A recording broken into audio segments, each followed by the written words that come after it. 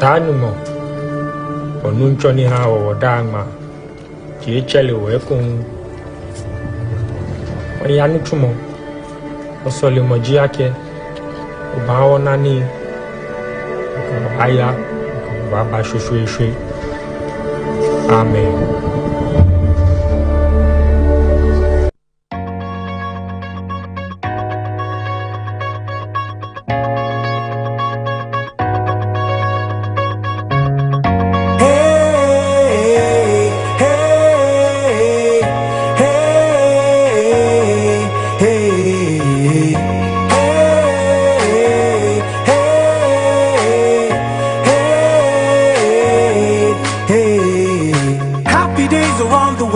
Yeah, that's what I believe.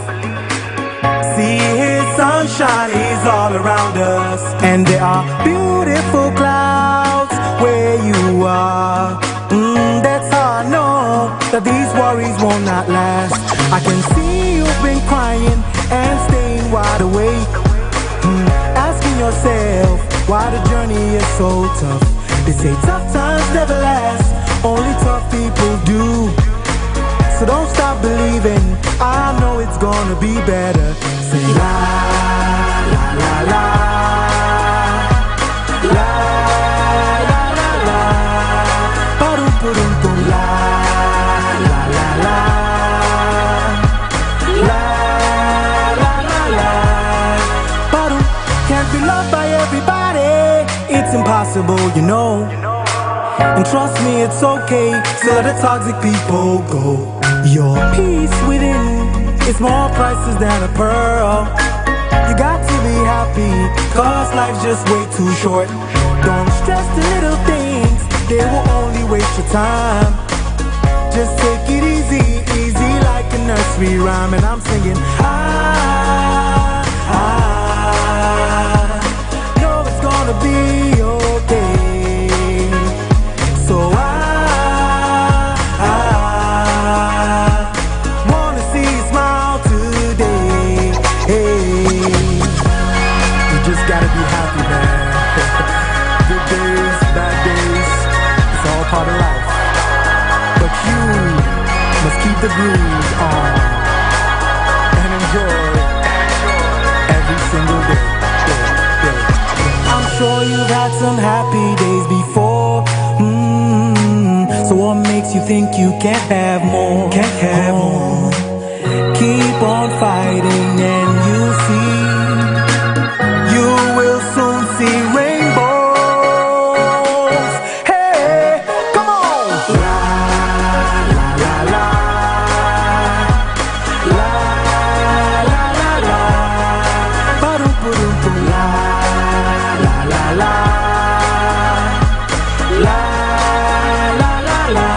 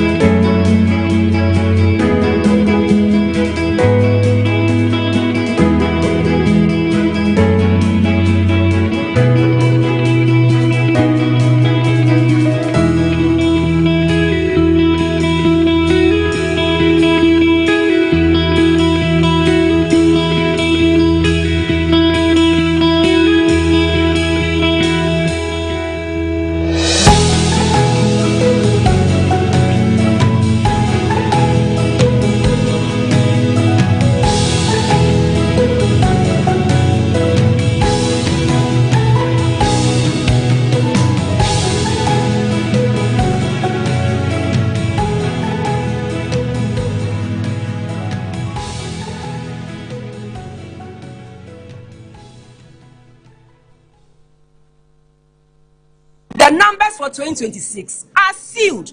So whatever the minister came here to say concerning monies that they are going to reallocate, monies that they are going to use for anything, it is not the case, because the 2026 budget are sealed, and the minister did not come with a supplementary budget. If he had come with a supplementary budget, that is when he could have added on more finance, more expenditure. But there's nothing like that. So once there's no supplementary budget, there are no added additional revenues, and the revenues are even performing very poorly. So once there's nothing like that, the reallocation, that I'm doing 1,000 kilometers of road, I'm doing this, I'm doing that, it's all talk, and the numbers do not speak to that. Thank you very much.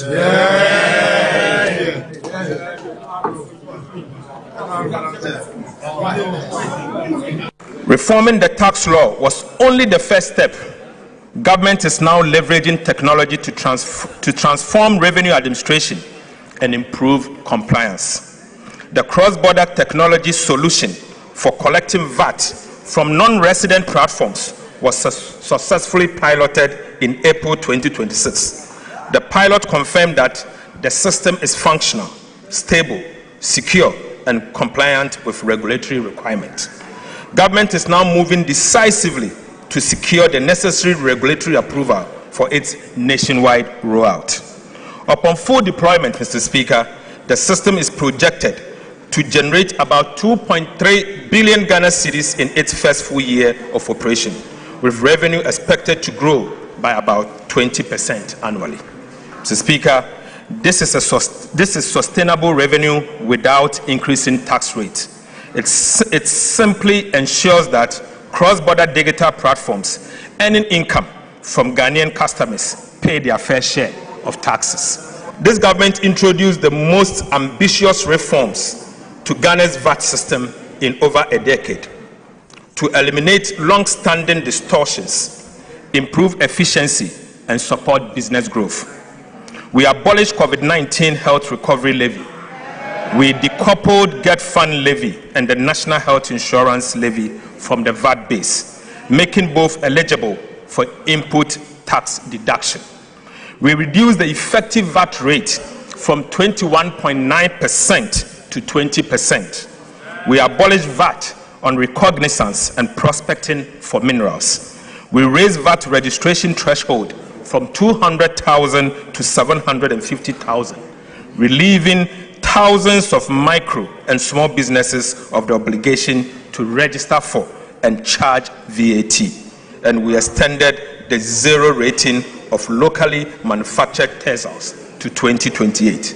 Right, Honorable Speaker, these reforms have simplified VAT systems, removed distortions, lowered the tax burden, and strengthened the foundation for improved compliance. This amount of money, we are going to reallocate that amount of money. But let me tell you, for 2026, the budget is sealed. So he didn't even tell us that the 400 million Ghana cedis that he said he was going to reallocate, he didn't even show us where it's going to come from. It is just about talk. You go to the appendices, you find out the numbers, you see the numbers. All the long talk is the appendices that will tell you whether truly that is going to happen or it is not going to happen. All that he said today, I'm going to add 1,000 kilometers of road. Go and check the appendices and see whether the budget, the numbers support an extra 1,000 kilometers. The numbers have been sealed already. It was sealed in November 2025 when the 2026 budget came into was passed in Parliament. So these are some of the things that we want you to go and look at. Don't just take, the talk as he said it, but go and look in the numbers. And finally, my former minister mentioned the fact that already Bank of Ghana had spent $900 million on Gold Board. When you look in the mid-year budget review, it also gives you your 2025 actuals. And in 2025, the 2025 actuals, for the last quarter, the Minister for Finance also spent another $297 million on Gold Board, translating into 4.5 billion Ghana cedis. Let's ask them, what is this at all with Gold Board that is siphoning so much money from us? $900 million from Bank of Ghana and $297 million from the Ministry of Finance. That is one thing I expect the journalists to go in there and find out from them what exactly is happening there. That from Bank of Ghana, you are siphoning $900 million, and then from Ministry of Finance, $297 million. Just in the last quarter. When I say the last quarter of 2025, I mean October, November, December of 2025. And that is worrying. And I expect our journalists and the people who really think and care about this nation to go and find out what is it that is happening at the gold board that BOG incurs 900 million. Ministry of Finance also incurs 297 million. And the minister also mentioned the fact that the Fiscal Council and the Value for Money offices are already making impacts. These two offices haven't been set up at all. So how come they haven't been set up, yet their impacts have been reflected in the statement he made today? Settings. Please, let's listen, let's open our eyes, let's ask questions. The Value for Money bill has been passed, all right. The Fiscal Council, yes, we know about it, but it hasn't been formed. So how come you are able to say that both the Value for Money office and the Fiscal Council is already making impact to the tune that can reflect in the economy? Clearly, there's nothing like that. So when you are asking these questions, these are some of the things I expect you to also answer. And then when you look at, the minister kept mentioning, the fiscal policy that they have introduced, they are trying to live within their means. And then here is an agency under the Ministry of Finance, that is Ghana Revenue Authority. Parliament voted for you to spend 5.1 billion in 2025, and guess what? They added an extra 100 million. As there's an adage which says that, so if you want to check people going over and above their expenditure, it should come from your own home. And then your own home cannot happen to, purport to be living within their means and spend extra 100 million that Parliament did not vote for GRA. These are some of the things we expect the journalists to also ask the minister. That you say, yes, you are living within your means. How come an agency under you, an agency that you manage, has gone over and above their budget for 2025 by over 100 billion? That is very important. Even 1 million is so much money. How much more? 100 million. This is something you should think about, and this is something you should also ask the minister. But I think in the coming days, we'll come up with quite a number of issues that we have noticed in this 2026 budget. I want to tell you that the numbers for 2026 are sealed. So whatever the minister came here to say concerning monies that they are going to reallocate, monies that they are going to use for anything, it is not the case, because the 2026 budget are sealed, and the minister did not come with a supplementary budget. If he had come with a supplementary budget, that is when he could have added on more finance, more expenditure. But there's nothing like that. So once there's no supplementary budget, there are no added additional revenues, and the revenues are even performing very poorly. So once there's nothing like that, the reallocation, I'm doing 1,000 kilometers of road, I'm doing this, I'm doing that, it's all talk, and the numbers do not speak to that. Thank you very much.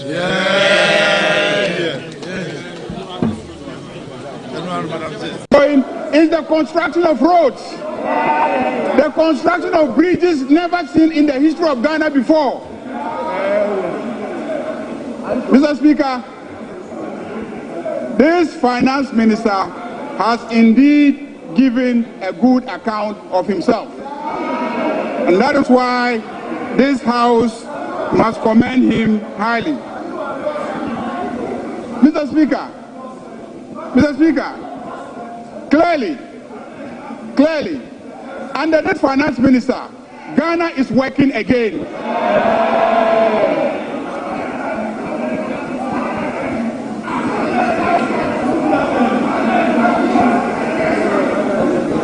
Mr. Speaker,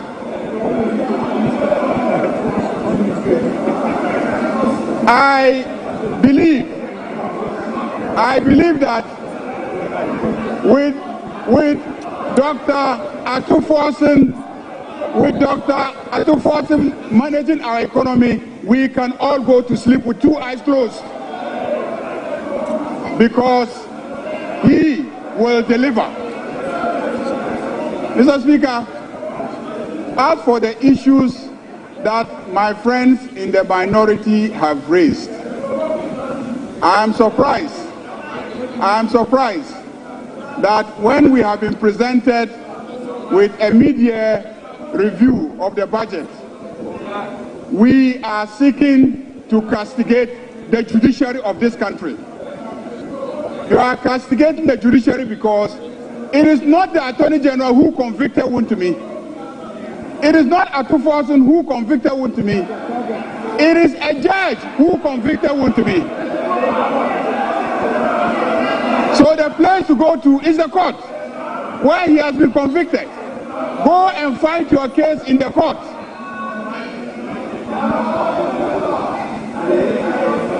I have full confidence in the judiciary. And I know that if you go there, you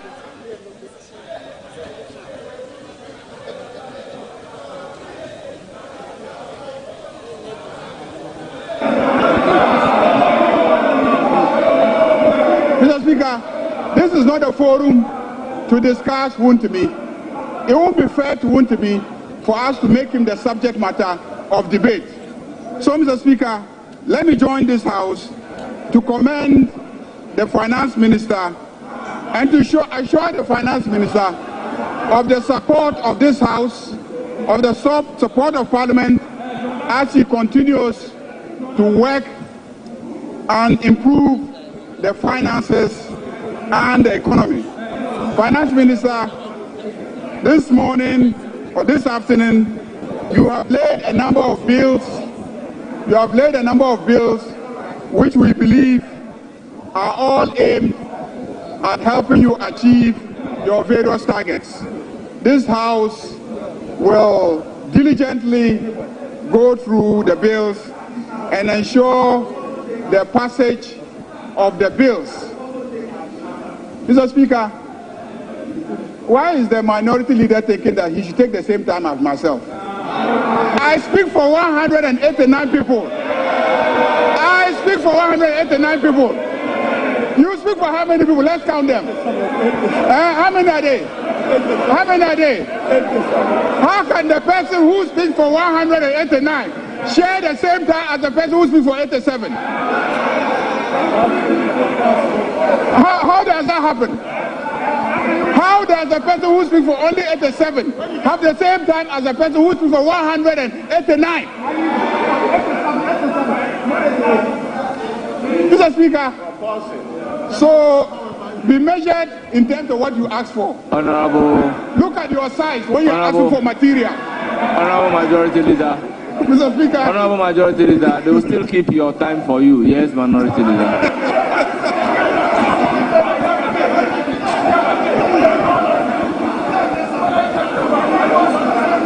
Yes, Minority Leader.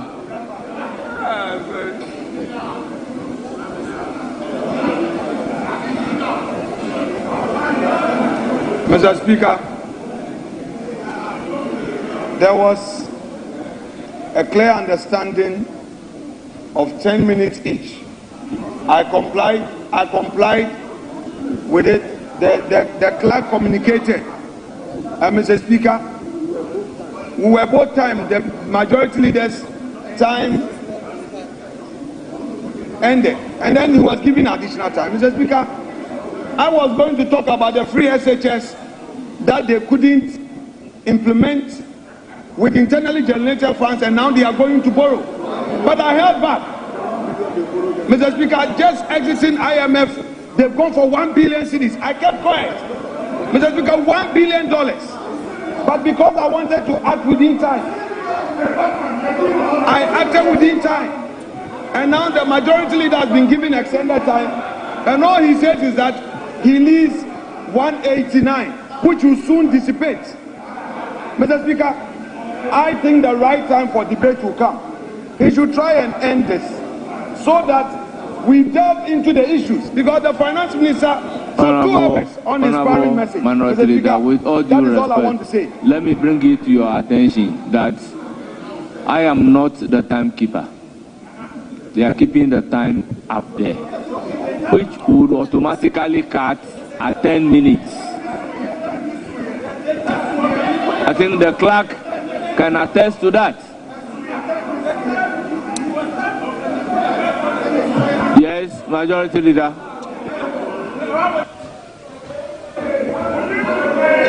Mr. Speaker,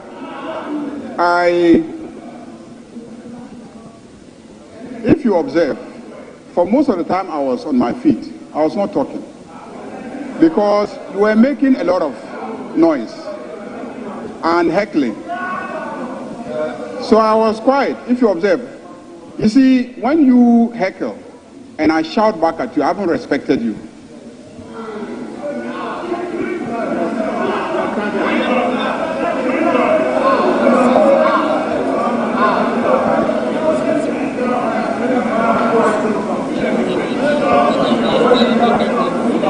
The reason is that there's a proverb among my people, but I will not use that proverb.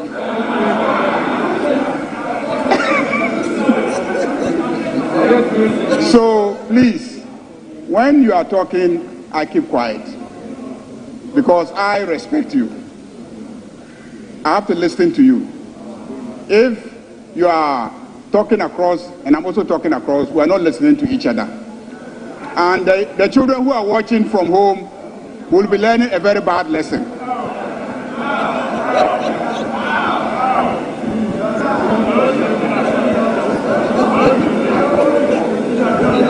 That's why anytime you start, I keep quiet. That was what ate into my time. If not, strictly speaking, I did not even speak for up to 5 minutes, strictly speaking. And I have a strategy where when a finance minister comes and delivers a very, very sweet message, I don't want to dilute it. I don't want to dilute it. I know the strategy of my friend opposite is to take attention away from this beautiful message to Chairman Wontumi. That's the strategy. If I follow him along that line, I would have assisted him to achieve his objective. So I will not discuss those matters. So let us leave it here. We'll have the time to comment on the statement. In fact, about 2 or 3 days to comment on the statement. At the level of leadership, we'll discuss the time allotment. The proposal is that we start the commentary tomorrow. Will we be sufficiently prepared to start tomorrow? Yeah. It's obvious that you are not ready now. Because when you were given the opportunity, you were talking about Wontumi.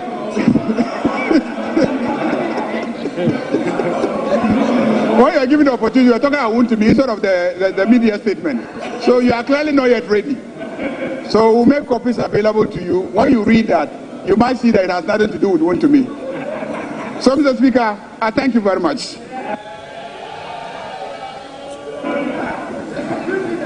Honourable members, we defer further comment on the statement.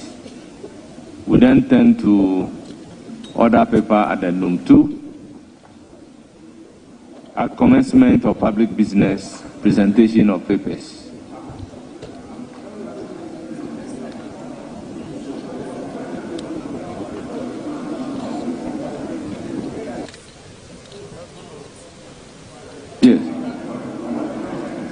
Yes, we are now coming to do presentation of those papers.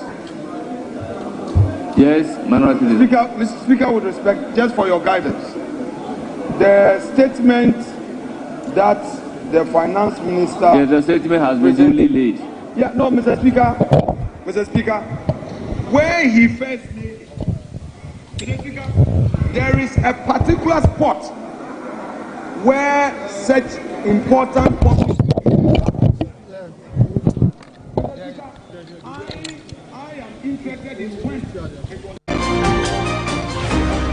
Media ubenwa ye nama ba me atemni da enam fish fo nyina panin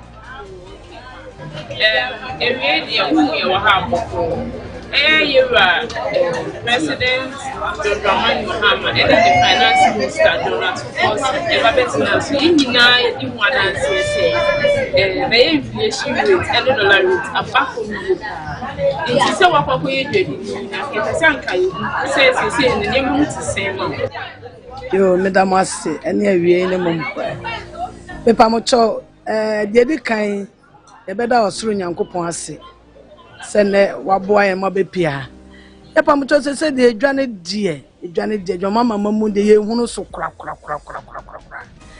no kwasam nyame anim ni memeton akoso monam kobi nim ne ade akabade stam ya dibro nya wie koyai ka be wusa ade to no ekosom tem ye ntade first no abamba ko no twam no akwa bi kura ne to akwa bi ba ko 1.2 and akwa bi ba ko ye 2 million 3 million emu ayese emu abefom yi emu unkoto royal umbrella me nka ncho se emu abefom eye de wonu ade cha na ati nsuo no na abenya ne sister Ghana ene ade emu nkwa ntimi nhwe o man no ema ne nye yie emu nkwa nso ntimi nchechire ye ema ne nye yie emu firi wa ene ntosi 9 20 cedis penti rubber ene ne nam 200 ne 300 etimi de medimani famu a bibie ne wa abefom ana de ton so de ne yesi enye de bia mo kasa central for mo ba mo si ade to de mo si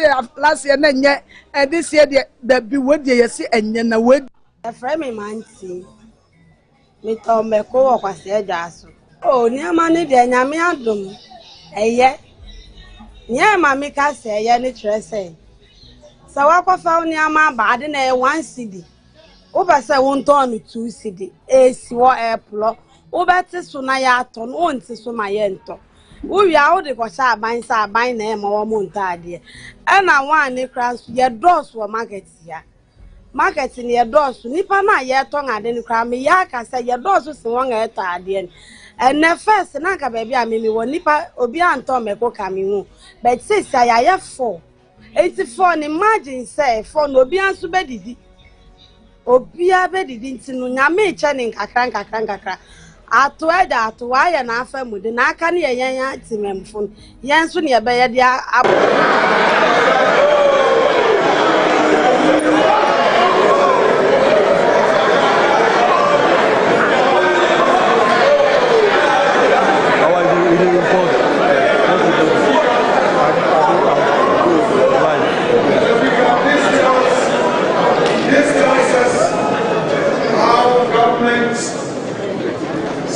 takes this budget. Mr. Speaker, all ministers are supposed to be here. Mr. Speaker, I can tell them cabinet ministers are supposed to be here. They are here. And listen to the finance minister. Mr. Speaker, it's okay. We are here to listen to him. If they have decided not to come in their numbers, it's fine. We have picked a signal, but the leader of government business has given an indication. So some of the facts will be contentious. We hope that the finance minister will report and address this house on the matters arising out of the Google Ketekete, which are coming to the prime minister. The beneficiaries are eating the power. They are going to eat the power. They are confirming.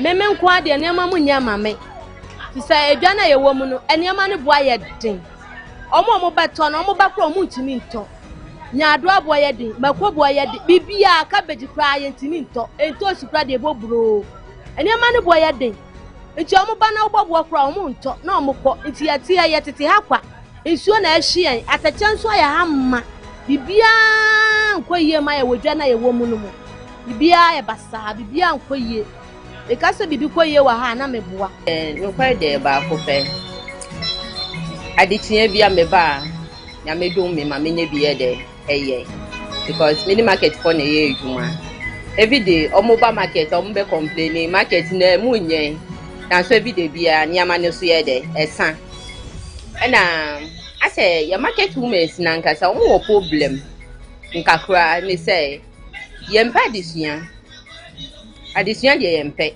yesi na de say betie news dabi oh na me ko TikTok na no yesi mahama say dem mo say onu ankasa ebetie news ana say bi onu ankasa be de ebeto graphic no akan de dabi nti aban de waye ne de akaye na yeti market ni oman no na say ye nhihye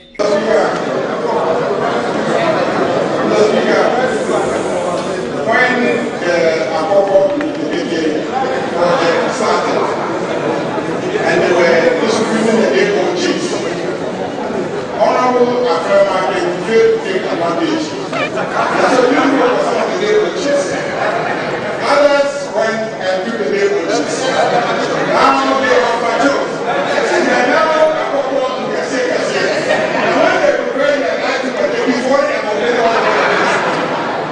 please, the whole object of our corporate is so that they will mature into big birds and then they will sow and they will utilize for life. So if they are being utilized for life,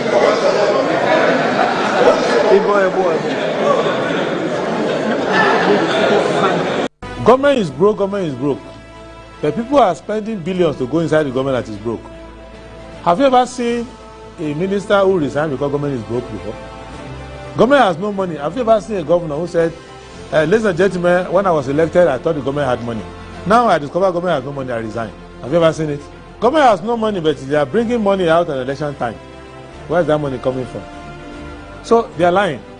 What is happening is that there are two types of wicked people in government. Type 1, they eat current money. Any money they find in government, they will eat it. They are wicked about that one. There is type 2. Type 2, they eat current money and future money. They will say, my term will end next year. When I leave, how will I eat money? Let me borrow money now and borrow money of the future and eat it now.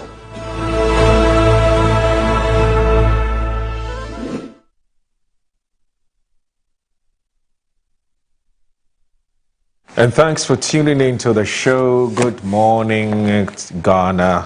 Let me say good morning to you. Today is the 27th of July, 2026, and indeed, this is the day the Lord has made. We're glad that we're able to return here to join the nation's conversation, the big issues that matter to you and I. And my name is Awudu Moro, and I say, Assalamu alaikum wa rahmatullahi ta'ala wa barakatuh. We'll go straight ahead and look at what the papers are reporting this morning. I start with the Daily Graphic, as always. It says, protecting public health. GMA demands single-use plastics ban. It's right here on the front of today's Daily Graphic. There's General Deborah, 156 others bag PhD. And here I want to congratulate the Chief of Staff, General Deborah, for this awesome, fantastic, and wonderful feat that he's chalked. He's now Dr. Julius Deborah. We'll talk a bit about that perhaps on the show today. Asantini urges government appointees to justify positions. There's an Odogono SHS marks 86th anniversary.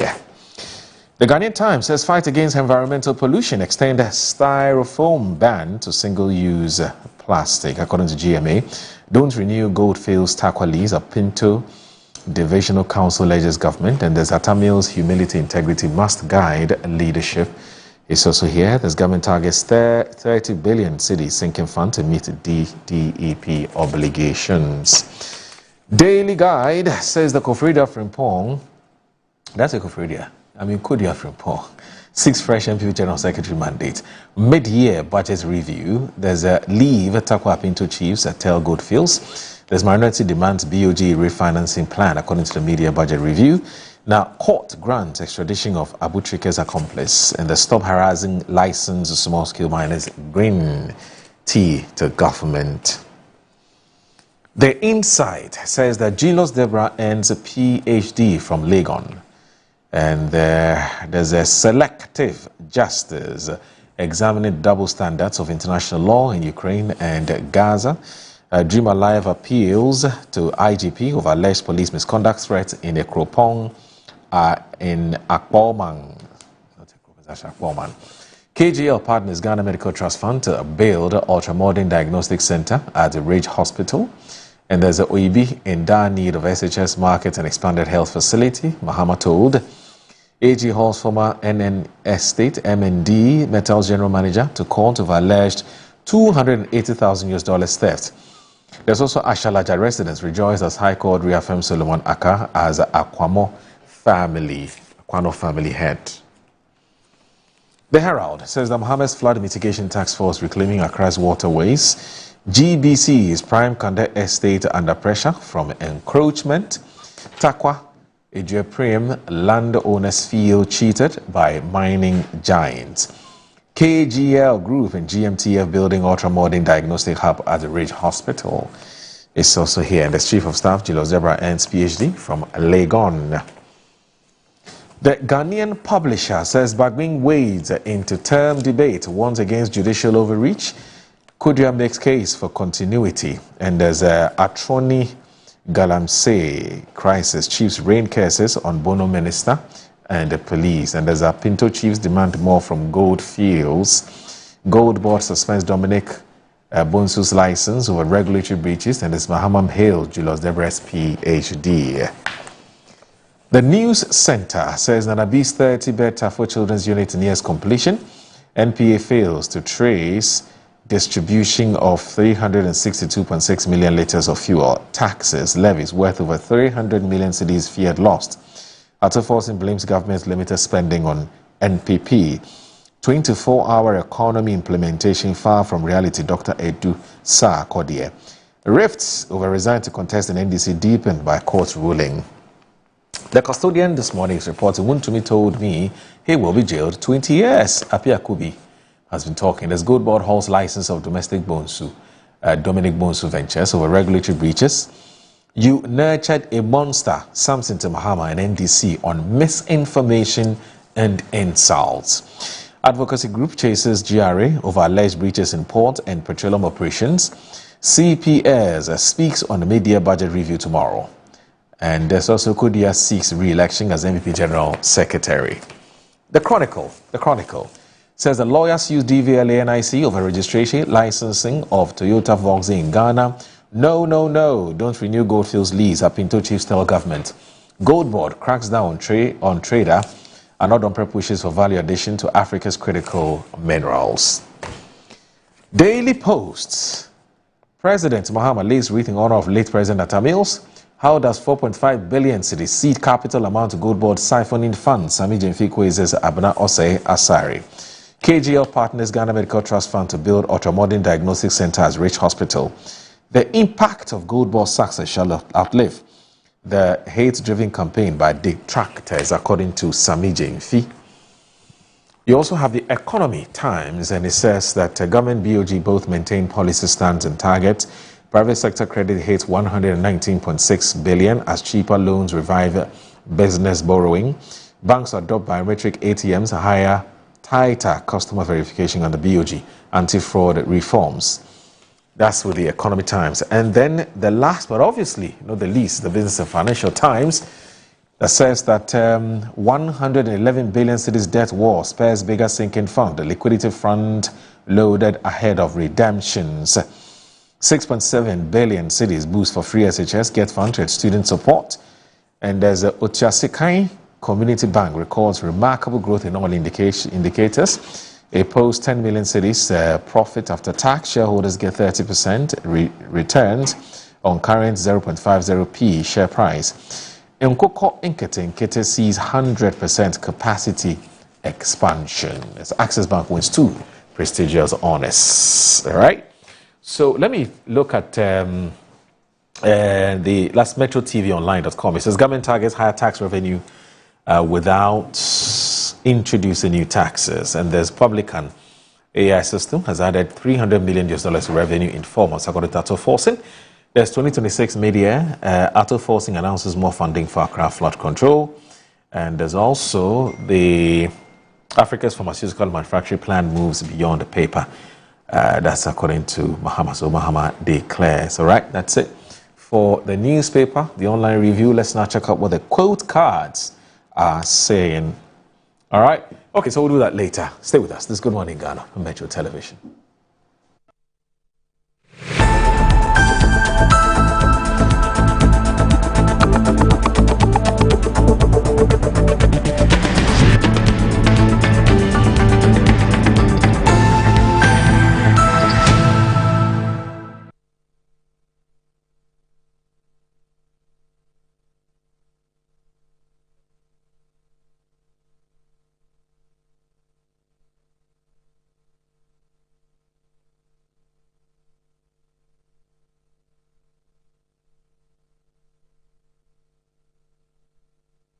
And there they are. The squad is ready, lined up, ice cold, focused and prepared for national duty. Every bottle in position, every label shining with confidence. And here comes the selection. One bottle steps forward, picked from the squad, ready to deliver for Ghana. He takes the first sip. Oh yes, refreshingly hydrating.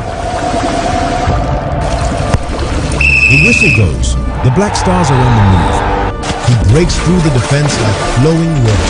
Beautiful control. He lines it up. He strikes. Goal! Ghana is awake. From the fridge to the field, Awake keeps you refreshed. Awake purified drinking water. One for life. Proudly supporting the National Cardiothoracic Center. This advert is FDA approved. Finding my dream apartment in just 2 days was a breeze with 7terragh.com. Looking for your next home, the perfect piece of land, or the best commercial property for your business? Are you worried about sending money home for property and finding nothing when you return? Well, worry no more. 7terragh.com is just a platform to find prime lands, perfect properties, or vibrant real estate development at the click of a button. 7terragh.com is your go-to property listing platform that allows you to register, list, rent, buy or sell, and connect with correct agents. With our AI-powered smart search, personalized dashboards, verified agent connection, and interactive property maps, all your property needs have been made easier. Check us out on 7terragh.com or contact us on 0302-998-246 or 0561-032-252. 7terragh.com, powered by MNC Properties. Mommy, good morning. Good morning, my son. How are you? I'm fine, thank you, Mom. How about you? I'm fine. Joe, I just saw your mom doing her usual morning routine. Like, it was just 2 weeks she underwent a major colon surgery. Bro, see, my mom is doing perfectly fine, and we're all excited about it. It was minimally invasive surgery, and the recovery has been very fast. Minimally? Hey! No, wait. What do you mean by that? So they offered my mom a laparoscopic colon surgery. Laparoscopic colon surgery, which we accepted. It turned out it was equally safe with a very fast recovery time, and the cost involved too was very, very reasonable. She was discharged 3 days after the surgery, and you can see her, she's on her feet again. 3 days? Just 3 days, bro. Mean Tuber Hospital, first Ghana colorectal center, aim to serve a peculiar health need. In my line of work, a confident smile is everything. Kel Charcoal Toothpaste keeps me on top of my game and ensures my smile is always radiant and bright. With the tiring nature of my job, we spend several hours under the scorching sun. To keep our teeth white and our breath fresh all the time, we use none other than Kel Charcoal Toothpaste. Kel Charcoal Toothpaste. You're on a Kessie and in a kit one.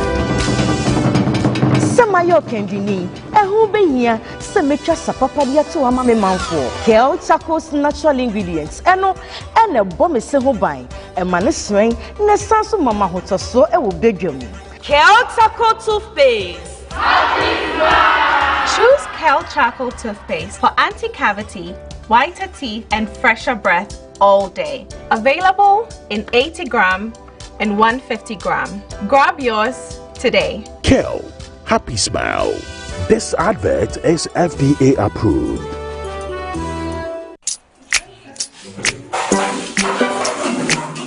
Today's class is going to be an exciting one.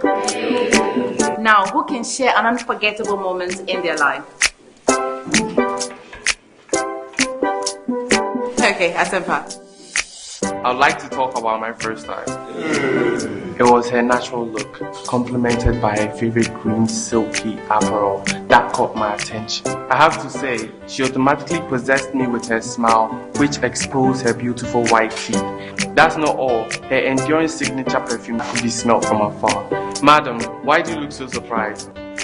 My first time with her was special and irresistible. I'm talking about Cindy Rice.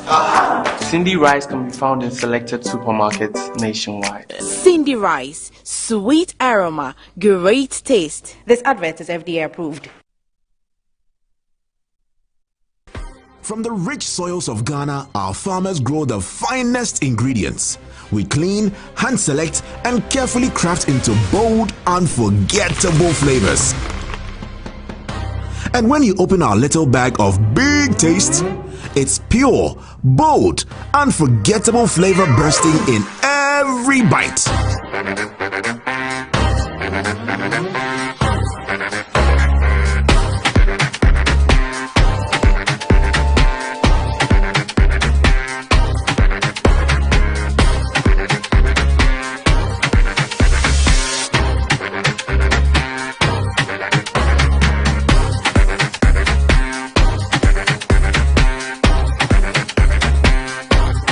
Enjoy the goodness, made with big care. This advert is FDA approved.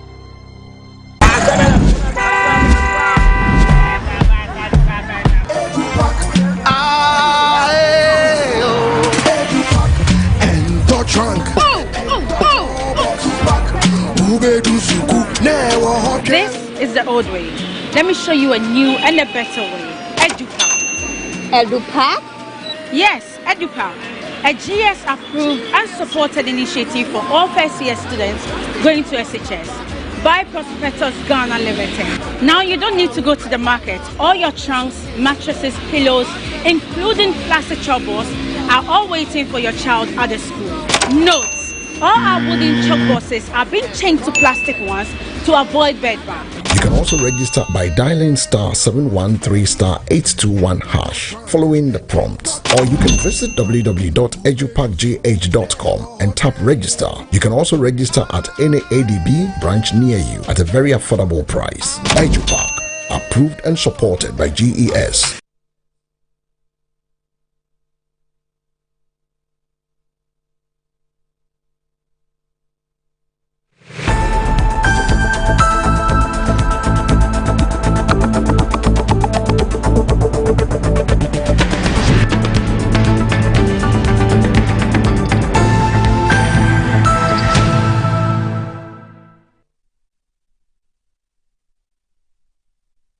All right, you're watching Good Morning Ghana on Metro Television. This show is also live on 94.1 FM. My name is Audu Moro, and one of my guests is joined me in the studio. We're going to kickstart our conversation now. Now, as you do know, the biggest conversation in town has to do with Ghana's economy. In what states is Ghana's economy?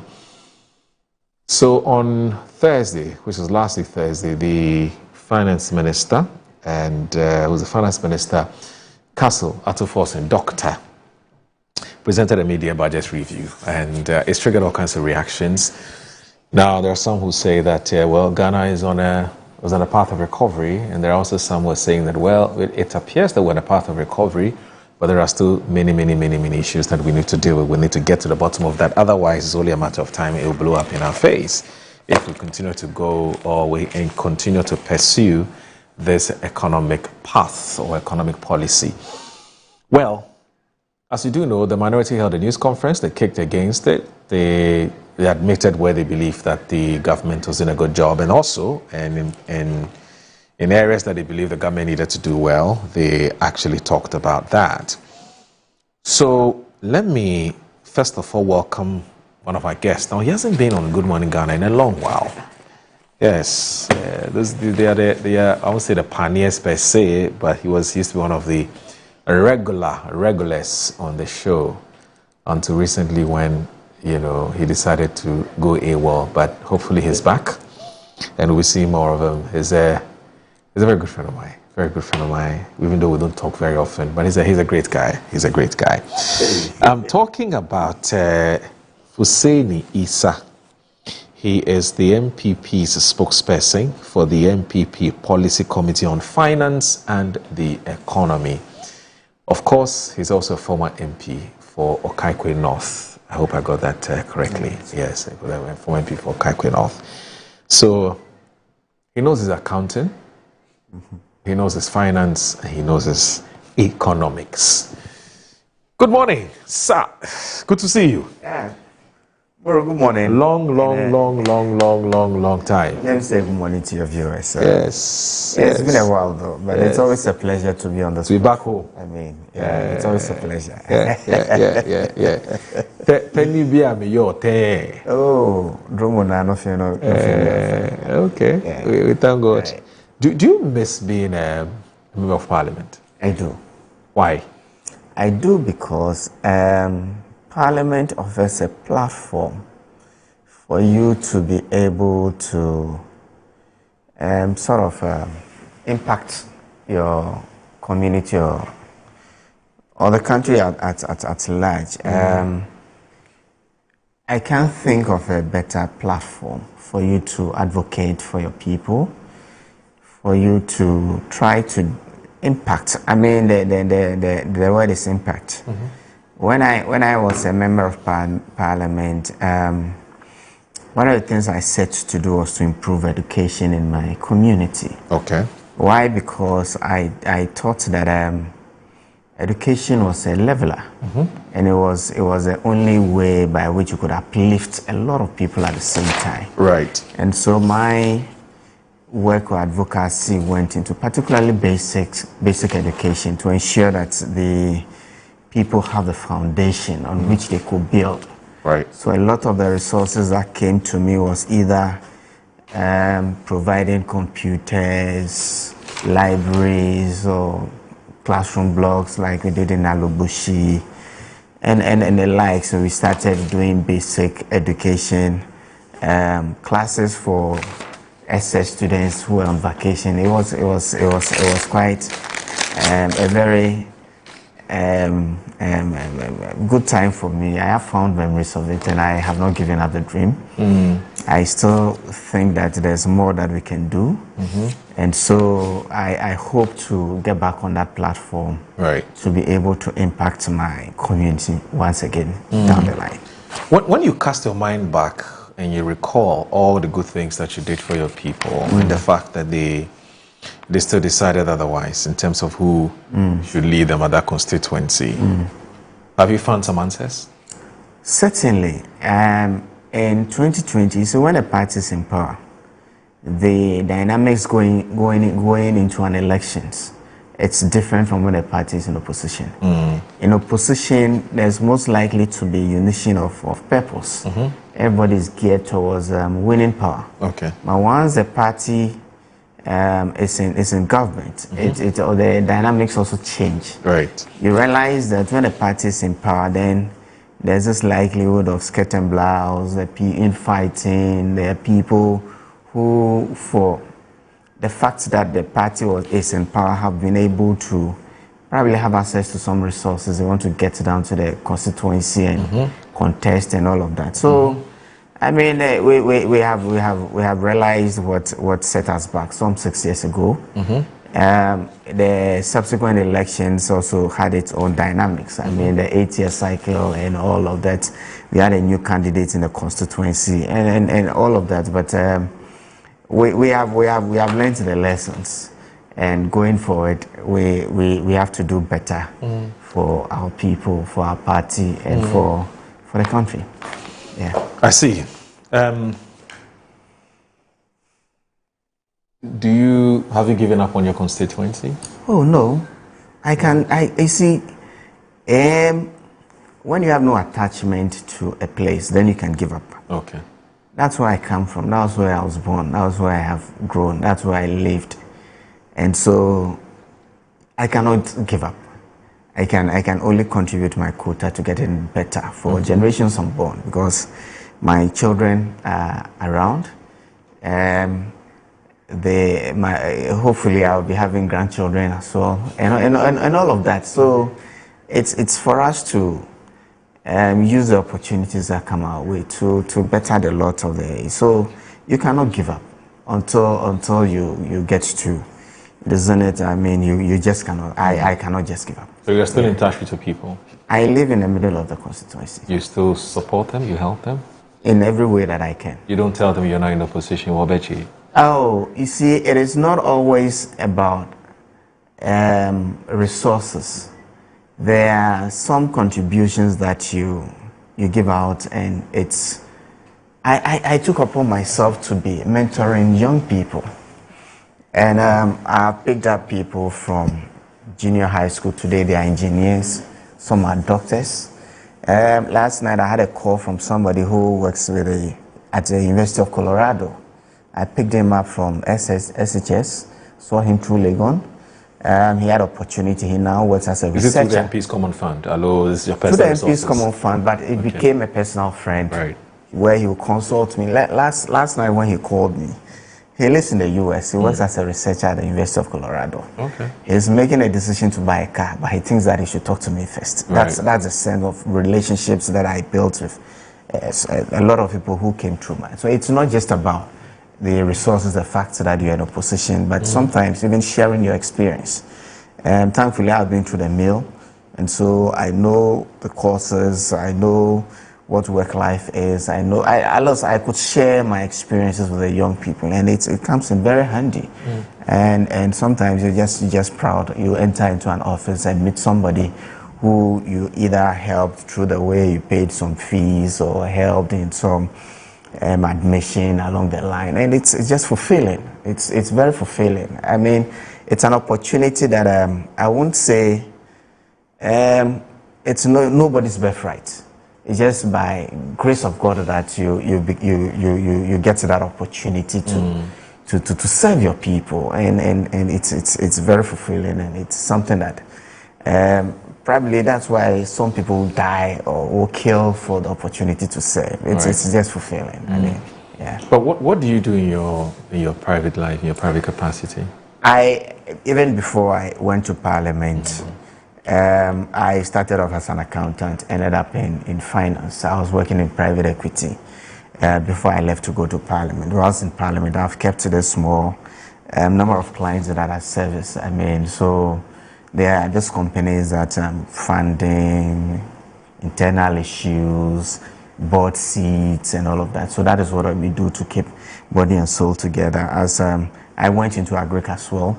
I was producing vegetables, and it was quite a very... You're a big-time farmer? I wouldn't say big time yet. Okay. It's been a little over a year learning the rudiments of it. Okay. Then we can put in more investment. Are your farms in Accra or outside Accra? They are Dawinya. Oh, Dawinya. Yeah, we do vegetables, mainly tomatoes and cucumber, and it's interesting. Wow. It's very and you started harvesting already? Oh, tomatoes, you harvest tomatoes maximum 3 months. Pardon my ignorance, because I'm not into farming, yes, so... 3 months. 3 months. Cucumber, it's ready. After 3 weeks, you start harvesting. Oh. And the market is ready. I mean, it's interesting. Okay, that's why I worry when a country like Ghana is still not self-sufficient in tomatoes. Right. I mean, currently it's off-season, and the prices of tomato in the market, it's just mind-boggling, given that it's a crop that you can harvest within 3 months. Sure. When you get the varieties right, you protect your plants. I mean, it's a very lucrative and sector that I will encourage people to get into, because we cannot continue to be relying on Sahelian countries for vegetables. I mean, every meal that you eat, there's some amount of tomato in there, and so it's just, let's all just fold our sleeves and put our shoulders to the wheel, and I'm sure that we should be able to be self-sufficient down the line. Okay, but before we proceed, let me congratulate you. You're the spokesperson for the Manifesto Committee on Finance and Economy. I'm sure you started working already. Oh yeah, who's your chairman? That's Kojo Ponkroma. Kojo Ponkroma is the chairman for the entire policy, but there are sectorial heads. Yeah, sectorial, and for the finance economic sector is a former minister, Mohamed Amin. Oh, Amin. And then there's a co-chairman, Dr. Pata, formerly of the Bank of Ghana. Oh, okay. Yeah. Okay. But how regularly do you sit? Oh, depending on the times. I mean, we have currently we are looking at the mid-year budget review. You expect that we come together to be able, but these days it's more of a virtual sort of meetings, and we pulling resources and in fact capacities together, preparing for the next elections. And I mean, what we intend to do is to be able to put ourselves up as the alternative government, to be able to put up policy. It's not just for us to be critiquing what the government is doing, but we want to come out with alternatives for the people of Ghana we want to also, as we come up with alternatives, we also provide them that alternative governance. So at elections, they know that these people are not just here to be critiquing and making noise, but they are a viable opposition with the solutions to our challenges as a country. And so that's the whole initiative of the policy. Is it fair for people to ask why in 8 years these alternative policies that you intend to proffer were not implemented during your time? Because if they were, they wouldn't have been kicked out. Do you think it's a fair question? You see, it keeps coming up. It might be, but you see, the times and its own unique challenges. Right. Maybe 20 years ago, the challenges the country was facing is different from what we are facing today. But even 5 years ago, before COVID, we know where we were. COVID came in, challenges differed. I mean, at the time of COVID, we didn't even believe that 5 years down the line, we'll sit here with no face masks and all of that. So times with challenges, and as we go, I mean, look at the extent of digitization that we have today. You could leave your house in the morning and not carry cash, but you could spend all over you have, because technology is also changing. And so times and its unique requirements as a country. So perhaps what we didn't require in 2017, now we do. Perhaps what we did require in 2017, now we don't. And so as time itself is what actually brings some of these things up. And also we learn from our experiences. I mean, today we're talking, when you talk about budget, our budgeting system is changed. Right. I recollect as a young person growing up in the Kwesi Botwe era, budgets were very different from the budgets we have today. At the time Dr. Kwesi Botwe was reading the budget, you expect to hear the prices of everything from kerosene to garri to everything. Yeah. Everything else. Over time, I mean, the whole structure since '92 is changed. Right. Even since 2016, the Public Financial Management Act itself is brought in new sort of reporting and regimes and the way we have organized our budgets and all of that. So just the times and its unique requirements and how we have to be innovative to be able to resolve the unique challenges that we face at every time. So perhaps today we are thinking of things today that we didn't need to think of in 2017. Some of the things that we started, let's say in 2007, under President Kufuor, we started this venture capital initiative. It was my first shift from accounting into finance. I was part of the venture capital, the new people who actually started this venture capital in this country. Over the last 10 years, we take stock what we have done well, what we have not done well, and then we get better at some of these things. So it's a growing and it's an ongoing process. Development itself, it's also very unique to the times, and so it's not out of place for us to have a policy committee thinking of alternatives and thinking of new things that we could do to better our lot as a people. Yeah. Okay.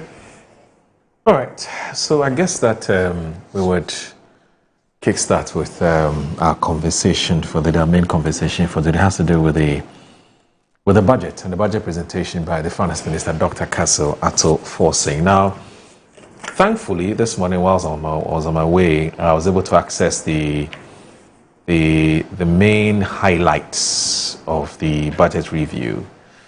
And it says Media Fiscal Policy Review of the 2026 Budget Statement Economic Policy of the Government of Ghana, presented by Parliament by Dr. Castle Ato Forsyth, MP, Minister for Finance, on Thursday, 23rd July 2026, on the authority of His Excellency John Dramani Mahama, President of the Republic of Ghana. And it starts with macro fiscal framework. It goes to the state of Ghana's economy as at from 2022 to January 2025. Talks about key transformational reforms. So I can go on and on and on. But before I do that, if you look at the papers today as well, which is a newspaper review, remember it's a newspaper review program. Now, the papers today have different angles that they're reporting as far as the budget presentation last week Thursday is concerned. So if you look at the daily graphic, it has a transforming second cycle education, eliminating double track, government to undertake 210 major infrastructure interventions, There's government to scrap 20% excise duty on local fruit juices. There's 2 institutions partnered to boost. This is actually not part of the budget. Sorry about that. Now, the Ghanaian Times has government targets 30 billion cedi sinking fund to meet the DDP obligations because it's going to be due sometime in February, March, thereabouts. And so we have to mobilize the resources quickly to pay, otherwise we'll be in trouble. So it's here. And then you also have the Daily Guide talks about mid-year budget review, minority demanding BOG refinancing plan. It's also here. Now, if you look at the if you look at the Ghanaian Publisher, it says that Gold Board suspends. Okay, so there's nothing in the budget on the Ghanaian. So the News Center, Ato Forson blames government's limited spending on NPP. There's 24-hour economy implementation far from reality. Dr. Edusa Akodie is also here. And then there's a Gold Board holds license of, so this one is not a budget. But this one is about the, right? Now, the Chronicle, okay, doesn't have anything on the budget. The Daily Post has, okay, the impact of Gold Board success shall outlive the hate-driven campaign by detractors, according to Sami Jemfi. And then the Economic Times has government BOG both maintain policy stance and targets, right? And then you have the Business and Financial Times. Also, the Business and Financial Times has got lots of angles there. Now, let me do it this way. Instead of, okay, let me read this from the Ghanaian Times, which is page 28, and then I'll walk you through some highlights of the budget as well. Now, Mr. Asari is reporting the government has projected to accumulate some 30 billion cedis in the sinking fund by the end of this year as part of efforts to prepare for the repayment of obligations under the domestic debt exchange program, with the first major maturity falling in February 2027. So I got it right, it's in February. Now, as of July 22nd, 2026, the fund had accumulated 15.6 billion cedis, representing more than half of the targeted amount and underscoring the government's commitment to strengthening debt management and ensuring timely repayment of future debt obligations. The Finance Minister, Dr. Castle Ato Forson, announced when he presented the 2026 media budget review to Parliament last Thursday. The review presented on the theme, Resetting for Ghana for Growth, Jobs and Economic Transformation 2026 Media Fiscal Policy Review was in accordance with Section 28 of the Public Financial Management Act 2016 Act 921. Dr. Forson said the government remained on course to building the sinking fund to 50 to 30 billion cedis by the close of the year, describing it as a financial buffer that would enable the country to meet its debt obligations without undue pressure on the public purse. Today, I can report to this House that as of July 22, 2026, that war chest holds 15.6 billion cedis. We are on course to accumulate 30 billion cedis in the sinking fund by the end of 2026. This will be enough to repay the 30 billion cedis DDP debt that will fall due in February 2027. There are several other things that he said, but when you have a mid-year budget that says that a mid-year budget fulfills that says that the CD. So first, it starts with the state of Ghana's economy from 2022 to January 2025. And it said the CD depreciated to unprecedented levels, eroding savings, business capital, and the purchasing power of Ghanaians. Inflation exceeded 50%, dramatically increasing the cost of living and placing basic necessities beyond the reach of many households. Interest rates surged, making credit expensive for the private sector. International credit ratings agencies downgraded Ghana's sovereign debt to levels never seen before. Financial institutions and individual bondholders also suffer significant losses, with many losing their lifetime. It goes on and on and on. It talks about key transformational reforms, fiscal correction, modernizing tax regime, complementary fiscal policy for inflation targeting.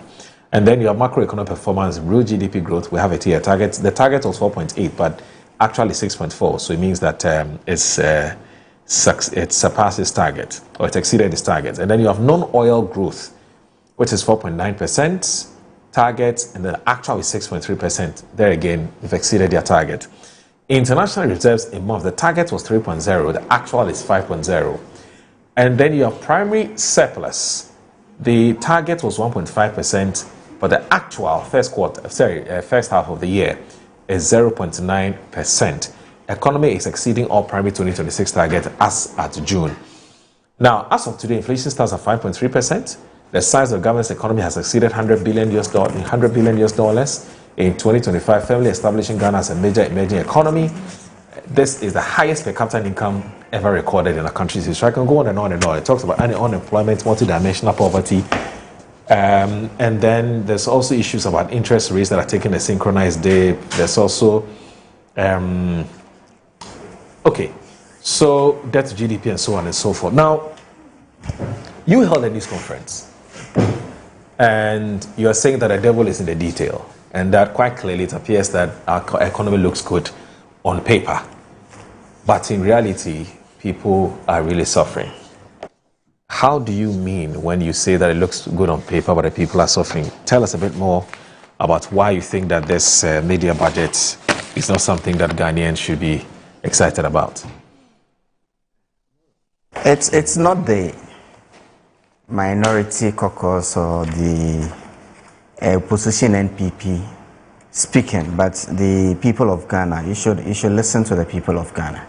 Whilst I was seated there, I watched some clips of some market women giving their personal experiences on the state of our economy today. And those are the realities. They are the majority of Ghanaians who are actually having the feel of what is happening. On paper, we can decide to make the story look very, very good. And we are seeing, admittedly, some semblance of macroeconomic stability. You could recollect that the main fiscal policy, the budget was themed on growth, jobs, and economic transformation. Right. It presumed that we have gotten some stability, and from that level, we're going to look at growth. But more, it's not just the case of us looking at the numbers and looking at and comparing to our targets and us clapping for ourselves because we have outperformed our targets. There's a trend in our fiscal policy which started off in 2025, and it's been confirmed by the figures that we have in 2026 this far. And in 2025, if you look at the fiscal policy or the budget that we prepared, we set out a target for revenue. Right. We did not hit our revenue target. We fell short by about 4.5%. The expenses that we set out in our budget for 2025, we underspent by over 13%. It meant that the revenues did not come as programmed. The expenses as well, we did not spend like what we had programmed. And because of that, we were able to come out with a surplus. It makes us look good. But what's beyond that? What is beyond that? Similarly, in the first quarter of 2026, we are seeing a similar trend where we have fallen short of our revenues by 4.7%, and then we have also underspent by over 21%. Same trend continuing, and so we are able to report a surplus. When we do a fiscal policy, they are underlining assumptions, how we're going to generate our revenues and what we are going to spend, depending on the macroeconomic environment at that point in time.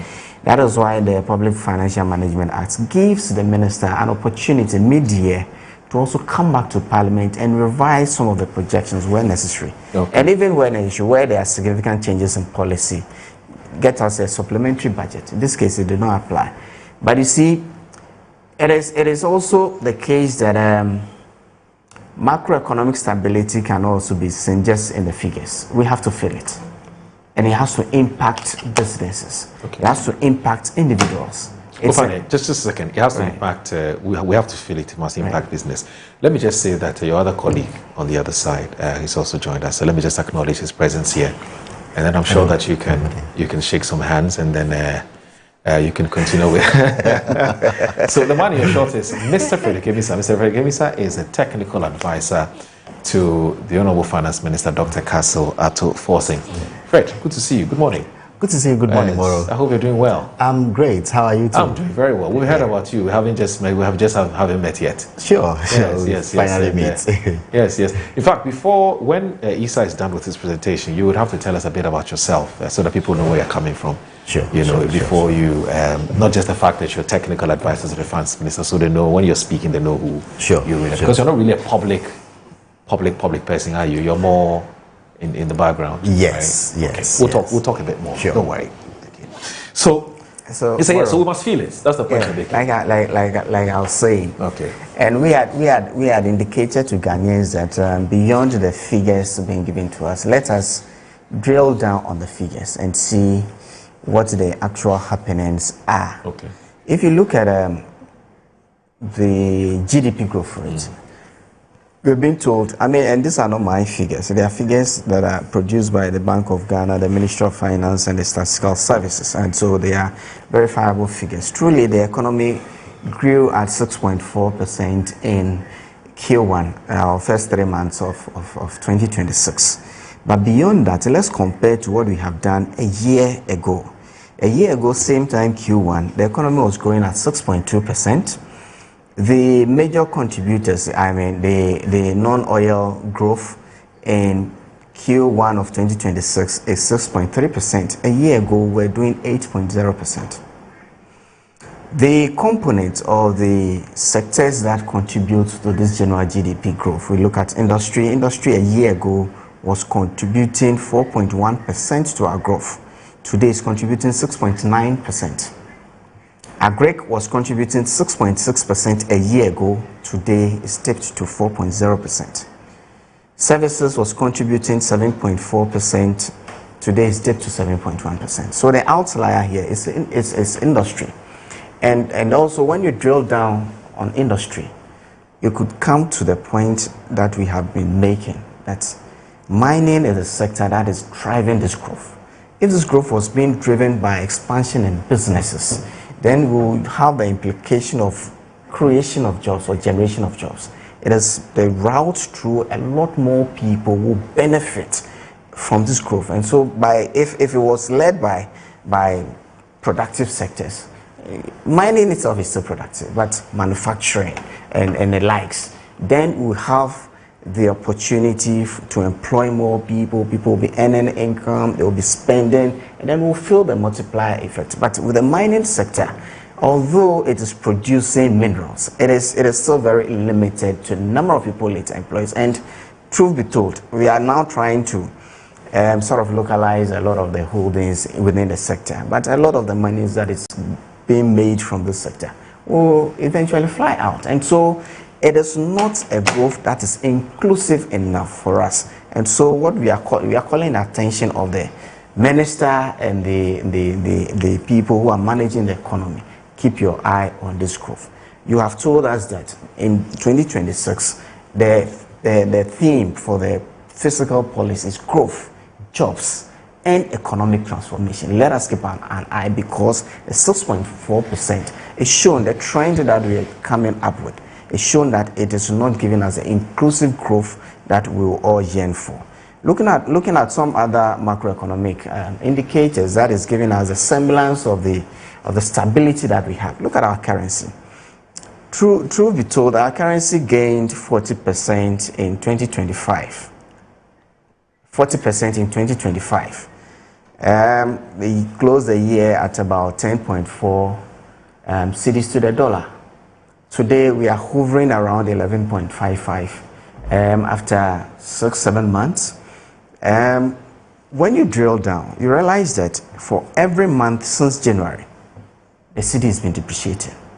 We have earned or been able to gain a lot from the stabilization in the value of the currency over time, including our public debt, how much we need to pay, and our savings and interest and all of that. There are advantages that have accrued to the economy this far. But the trend now, since January to June, July, the cedi has depreciated between 8.5% and 10.5%, depending on whether you're talking to the BOG or you're talking to the Abuchi as they have come to be known. And so the currency itself, What we are saying is that the advantage the currency gave us in the past by ensuring that the debt, our debt levels have become more sustainable. If we don't keep an eye on the currency, because just the currency shifting alone adds up to your public debt when you've actually not even gone to the market to borrow. And so we are asking the minister to keep an eye on. Similarly with inflation, it's true.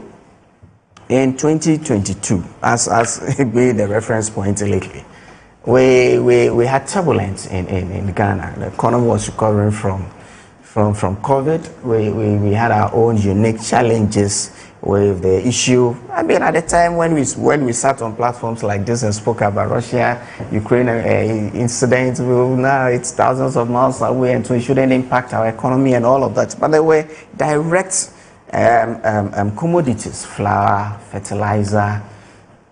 They were hit directly, and those are significant items on which we spend on as a country every year. So any shift in its will hit us. We saw what happened in 2022. We ended the year with inflation at about 54%. But we as a government then, as a party in government then, we realized our unique challenges.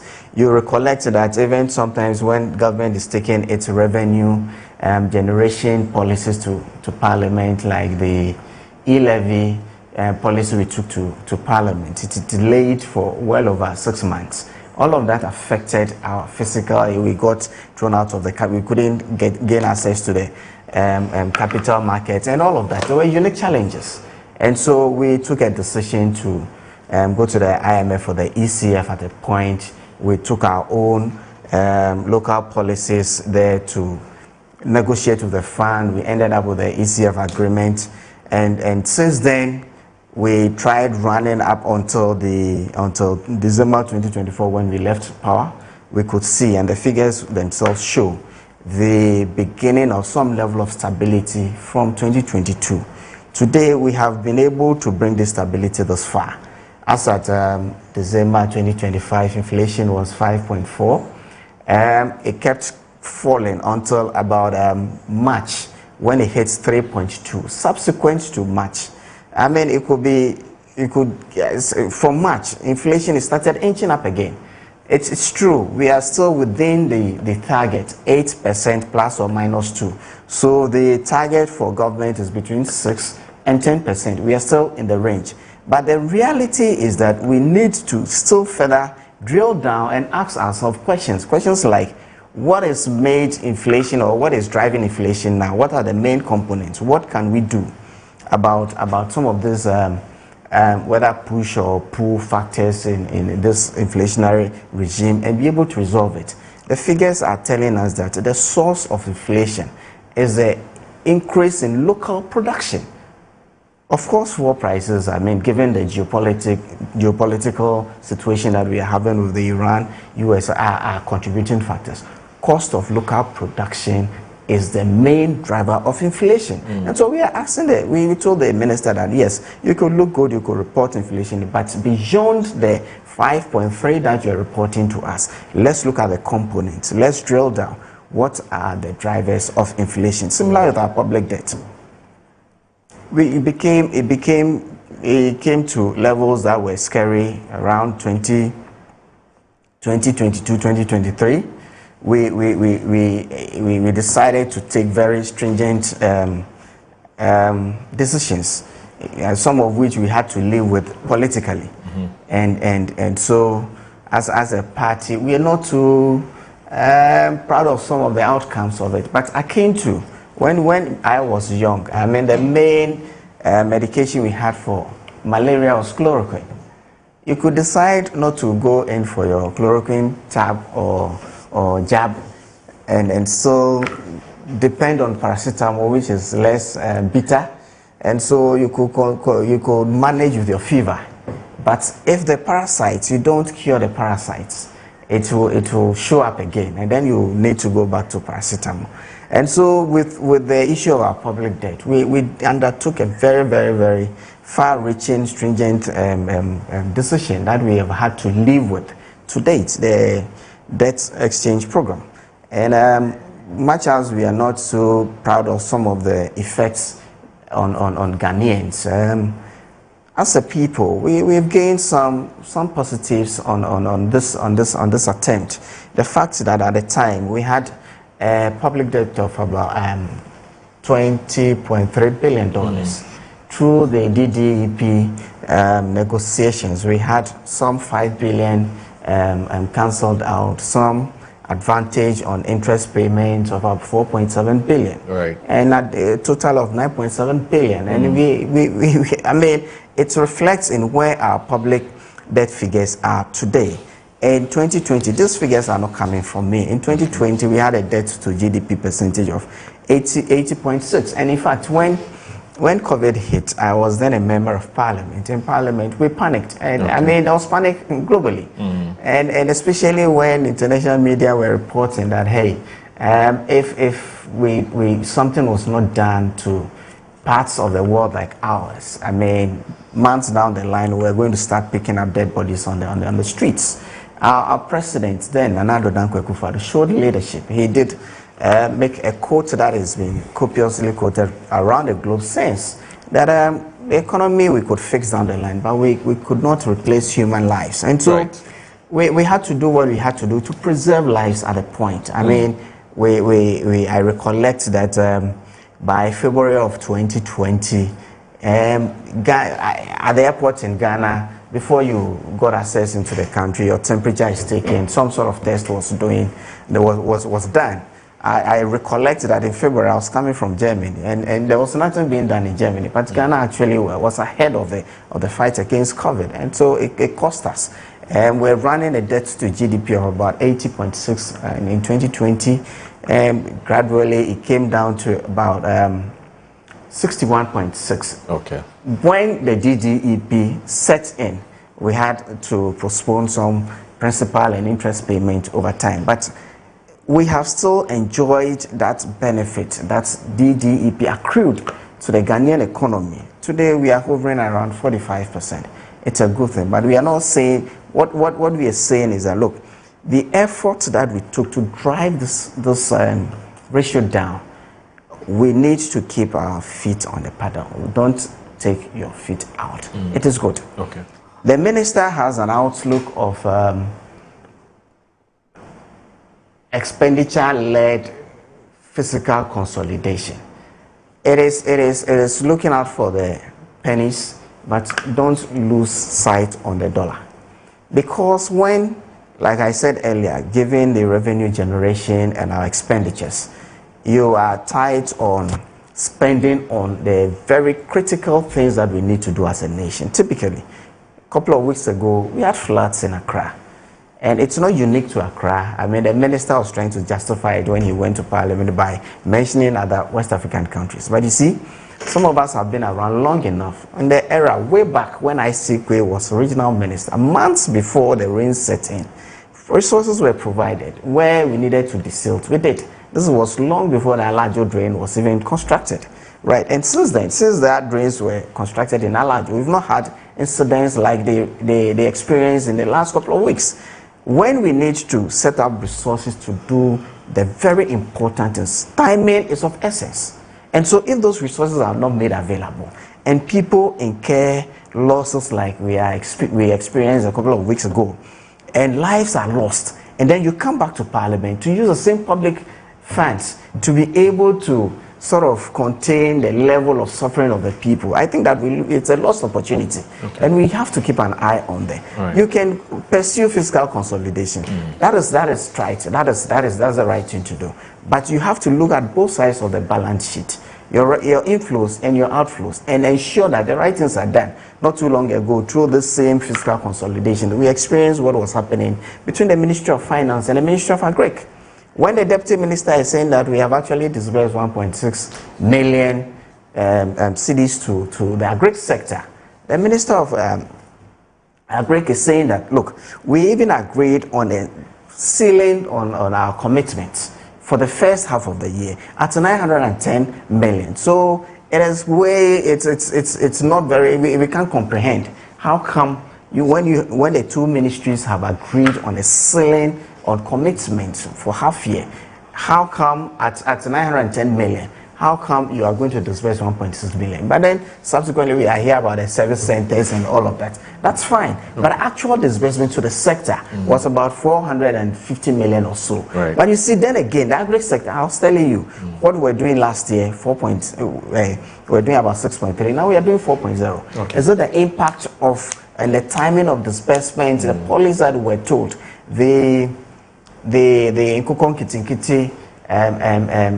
initiative, what has happened to it? We've been telling Ghanaians that, look, in opposition, the NDC behaved like a party Please that do had what not to learn shortly so that I can bring your colleague in. Certainly. Yes. The NDC behaved like a party that had never been in government. And today they cannot plead innocence or didn't know what the real situation is. There were things that we expected the minister to talk about.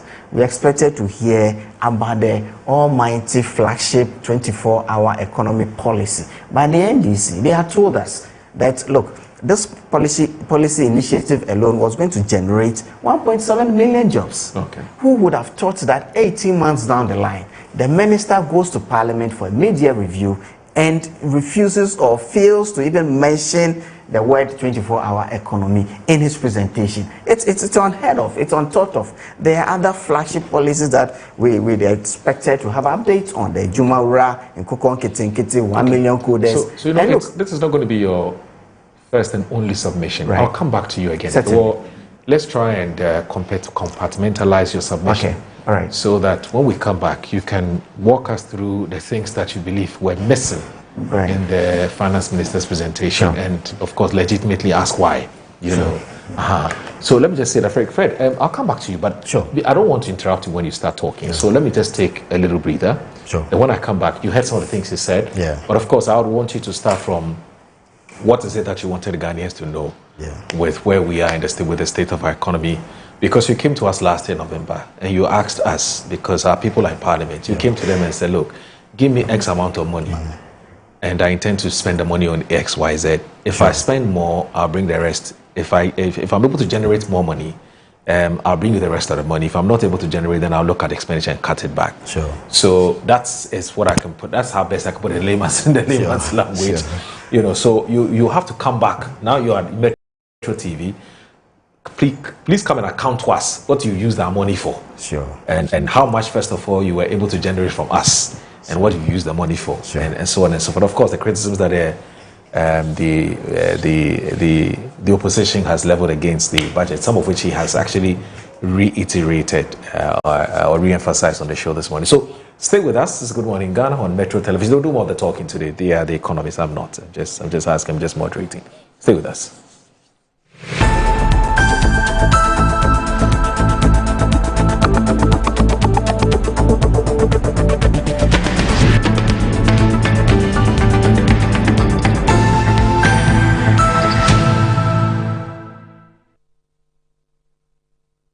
And there they are. The squad is ready, lined up, ice cold, focused and prepared for national duty. Every bottle in position, every label shining with confidence. And here comes the selection. One bottle steps forward, picked from the squad, ready to deliver for Ghana. He takes the first sip. Oh yes, refreshingly hydrating. The whistle goes. The Black Stars are on the move. He breaks through the defense like flowing water. Beautiful control. He lines it up. He strikes. Goal! Ghana is awake. From the fridge to the field, Awake keeps you refreshed. Awake purified drinking water. One for life. Proudly supporting the National Cardiothoracic Center. This advert is FDA approved.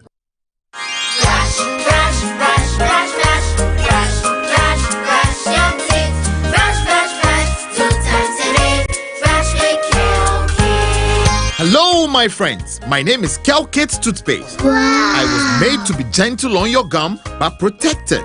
I will protect your teeth from cavity, make your teeth whiter, stronger, keep your mouth fresh all day. And best of all, I'm strawberry flavored. So put on a smile and try me. That's amazing. Just try me. That's my job. If you say so, jump on my brush. Makes your teeth stronger. Chicky whiter. Chicky stronger. Yay! You did it! I'm glad you like your new toothpaste. Don't forget to brush both day and night. Kel Kids, happy smile.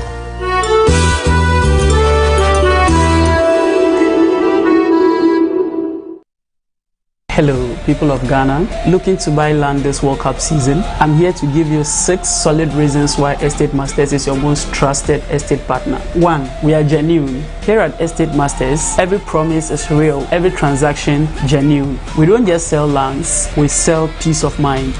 2. We are credible. Our credibility is proven. We are who we say we are, respected, recognized, and trusted across Ghana. We sell litigation-free lands. With us, your land is litigation-free. No disputes, no worries, just security for you and your family. Free site visits. We bring you to the land at no cost. Free site visit mean you see before you buy with full confidence. Your paperwork is on us. We provide free documentation, ensuring your ownership is clear and protected. And yes, you enjoy unbeatable discounts when you buy land from Estate Masters to make land ownership even sweeter. So what are you waiting for? Rush now and secure your genuine land with Estate Masters. Estate Masters, your most preferred estate partner. Every heart burning bright. Oh.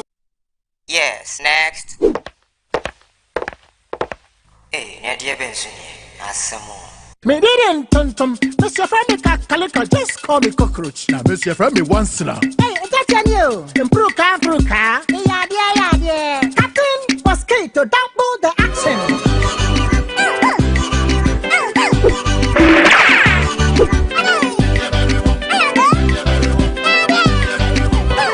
Me did this, Sasso spray. Mr. Friendly Sasso quell. Yeah, go to my Sasso.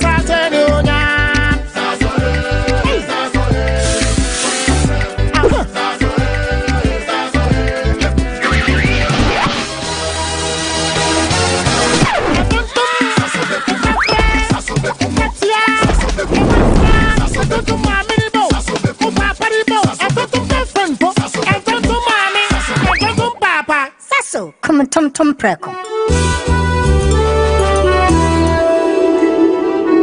Ghana for the second World Cup running, the only Africans left standing. What's getting a number of good ones? We could take close to 200 doctors. Oh, Piazza Nampi, challenge today, we jackpot day. We did live. He's in the area. He's gone. Oh, it's the Wolaki World Cup Sikapuduo promo. Every 11th June, Kosi 31st July 2026. Play and win your share of the 1 million Ghana City jackpot with a minimum stake of just 10 Ghana Cities. 20 lucky customers go win their share of the 20,000 Ghana Cities daily jackpots. Top 10 agents go chop bonus every weekend. Trying to Wolaki app, Wolaki website. Wo agent who are now dial *288#. Wolaki World Cup Sikapuduo. Kitty one dickers, yeah. Auntie, one man no chopo. Blow beard your pramame. Terms and conditions apply. Play responsibly. Not for persons under 18. Licensed and regulated by the NLA. Play small, win big. Are you a headmaster, headmistress, parent, teacher, or an educator looking for high-quality textbooks for preschool, primary, and junior high school students? Look no further than Advocate Publishing Company. Advocate Publishing Company is a leading publisher of educational materials in Ghana that publishes very engaging, interactive, and comprehensive textbooks that meet the needs of students, teachers, and parents. Our textbooks are thoroughly published to make learning fun and easy. They are also designed to stimulate critical thinking, problem solving, and creativity in students. Make Advocate Publishing your preferred choice for all your educational needs. Explore our range of textbooks and educational resources. Visit us at the old GNTC yard near Kingsway, Accra.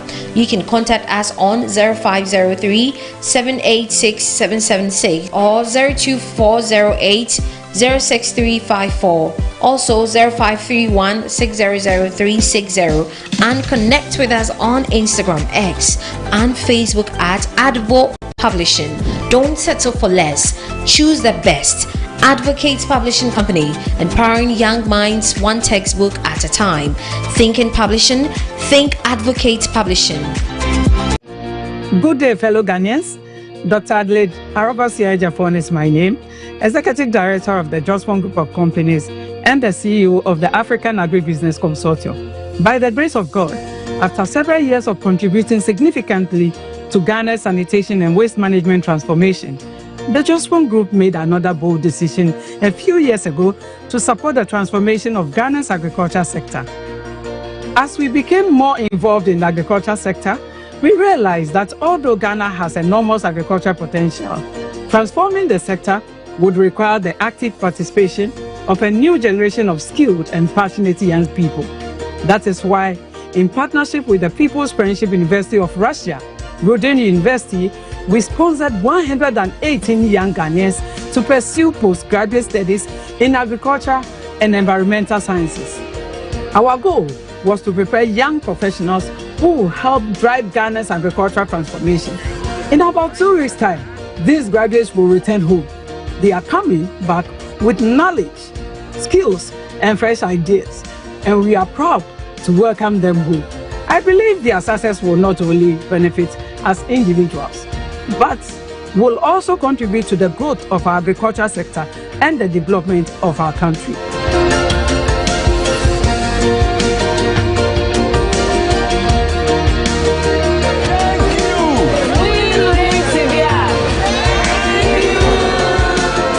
I wish to express my sincere appreciation to the People's Friendship University of Russia, Rodin University, for being a valued partner in this journey, and to the Embassy of Ghana in the Russia Federation for its unwavering support and commitment to the welfare of our students throughout their studies.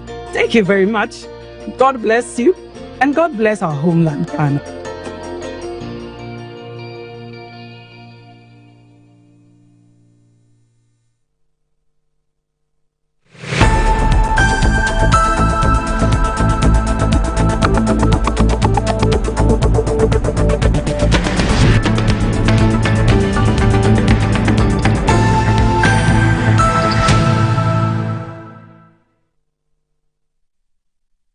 So you're watching Good Morning Ghana on Metro Television. It's the budget review day, isn't it?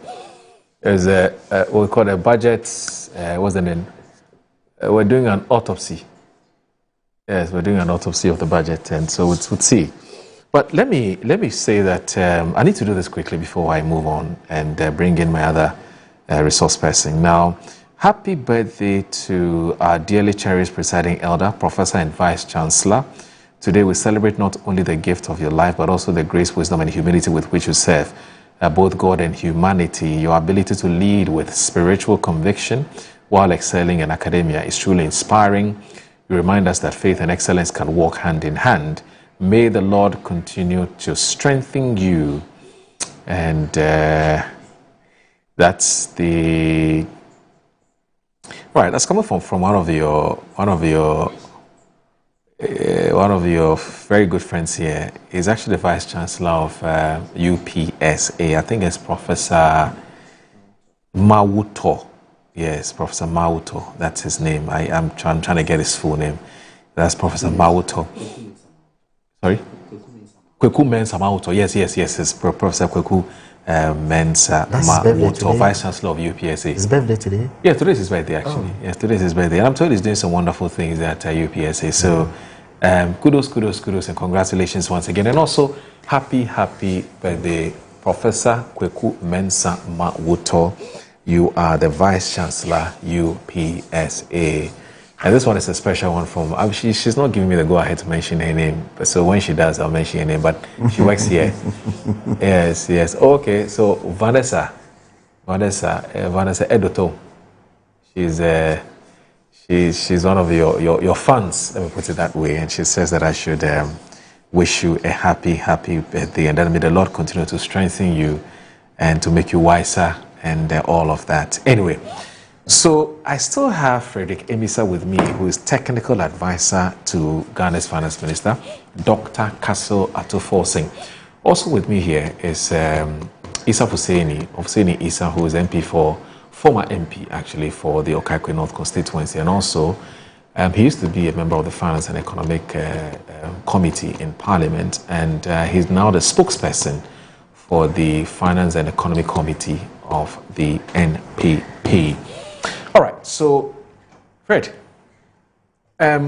Let's do this way. Sure. You've heard the criticisms, you've heard some of the concerns that have been raised by the minority. They held a news conference, some of which our very good friend and brother here has reiterated. They say thumbs up, but they say there are issues, and I'm sure that you would have time to address the issues. But first of all, help us understand this. For a layman and somebody who is for a mere mortal, when we talk about a mid-year budget review, first of all, apart from the fact that it's a constitutional requirement, sure, how do you help the ordinary person to understand why this exercise that you undertook on Thursday, why is it important in the first place? And secondly, we were expecting you to have hit the markets to speak to ordinary people, ordinary folks at the market to gauge how they're faring in the present Mohammed economy before you come up with your mid-year budget review. As some of your critics have said, you may want to address the two questions, and then you get to what you think that Ghanaians must know about what you're using Ghanaians' money for. Sure. Okay. Sure. So let me just give a little brief on what the mid-year review is all about. Section 28 of the PFM Act, Act 921, enjoins the finance minister to provide an update on the fiscal situation or the update on the budget every year. Okay. Every November, the finance minister goes to Parliament to present the budget for the ensuing year. And as in the wisdom of the framers of the law, they are saying that, you know what, you have 1 year to implement the budget. But in the middle of the year, come and tell the people of Ghana what you have done so far. If either you are achieving, or you are on track to achieving your targets, or maybe if there are adjustments you have to make, then you make it. So the media review is just an update you give on the programs you announced in the previous year. Okay. So it is not a new budget. It's an update on the budget which was presented, on which an appropriation was passed by Parliament. Okay. So Parliament has given you a mandate to spend a particular amount of money, to raise a particular amount of money, and you gave, or the finance minister will give his targets that I want to achieve a debt of this, I want to raise a revenue of this, I want to spend this by this time. So you have to break the budget down into, first of all, quarters, half year, and then the full year. So you just get the opportunity at the end, at the review, to update the public, to update Parliament on how you are faring, and also if there are adjustments, or even you ask Parliament for additional resources to implement your programs, you do. But in this case, as in the case of the previous year, we have not asked for additional resources in also called supplementary budget. So basically that is what the media review is about. But why didn't you visit the markets before telling us what the media, before presenting the media budget review? So if you recall, like I told you, the budget review, or the budget itself, is the program for the year. Right. And you go and give updates at the beginning of the year. Last year, when we presented the 2025 budget in March 2025, we actually went to Makola markets. For the 2026 budget, we went to the Western region. Yes. We went to some markets in the Western region. So if you see, we do it for the full year budgets. Okay. And then that will give us a full picture of what we have done for the year, reflecting on the impact we have made in the lives of the people, and then using the inputs they will give us to then prepare the full year budget.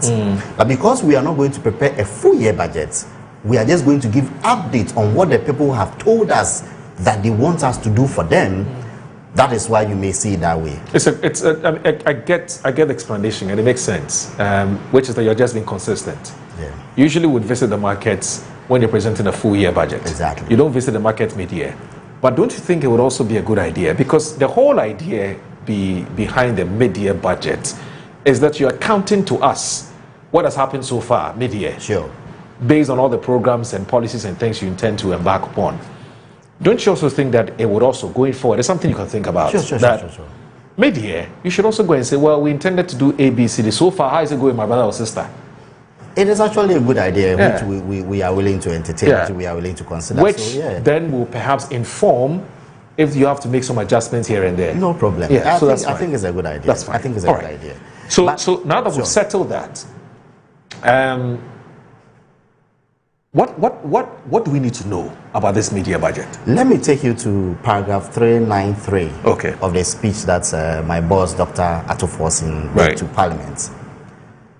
He said, from paragraph 393 to 396, Mr. Speaker, stabilization was not won in this chamber alone.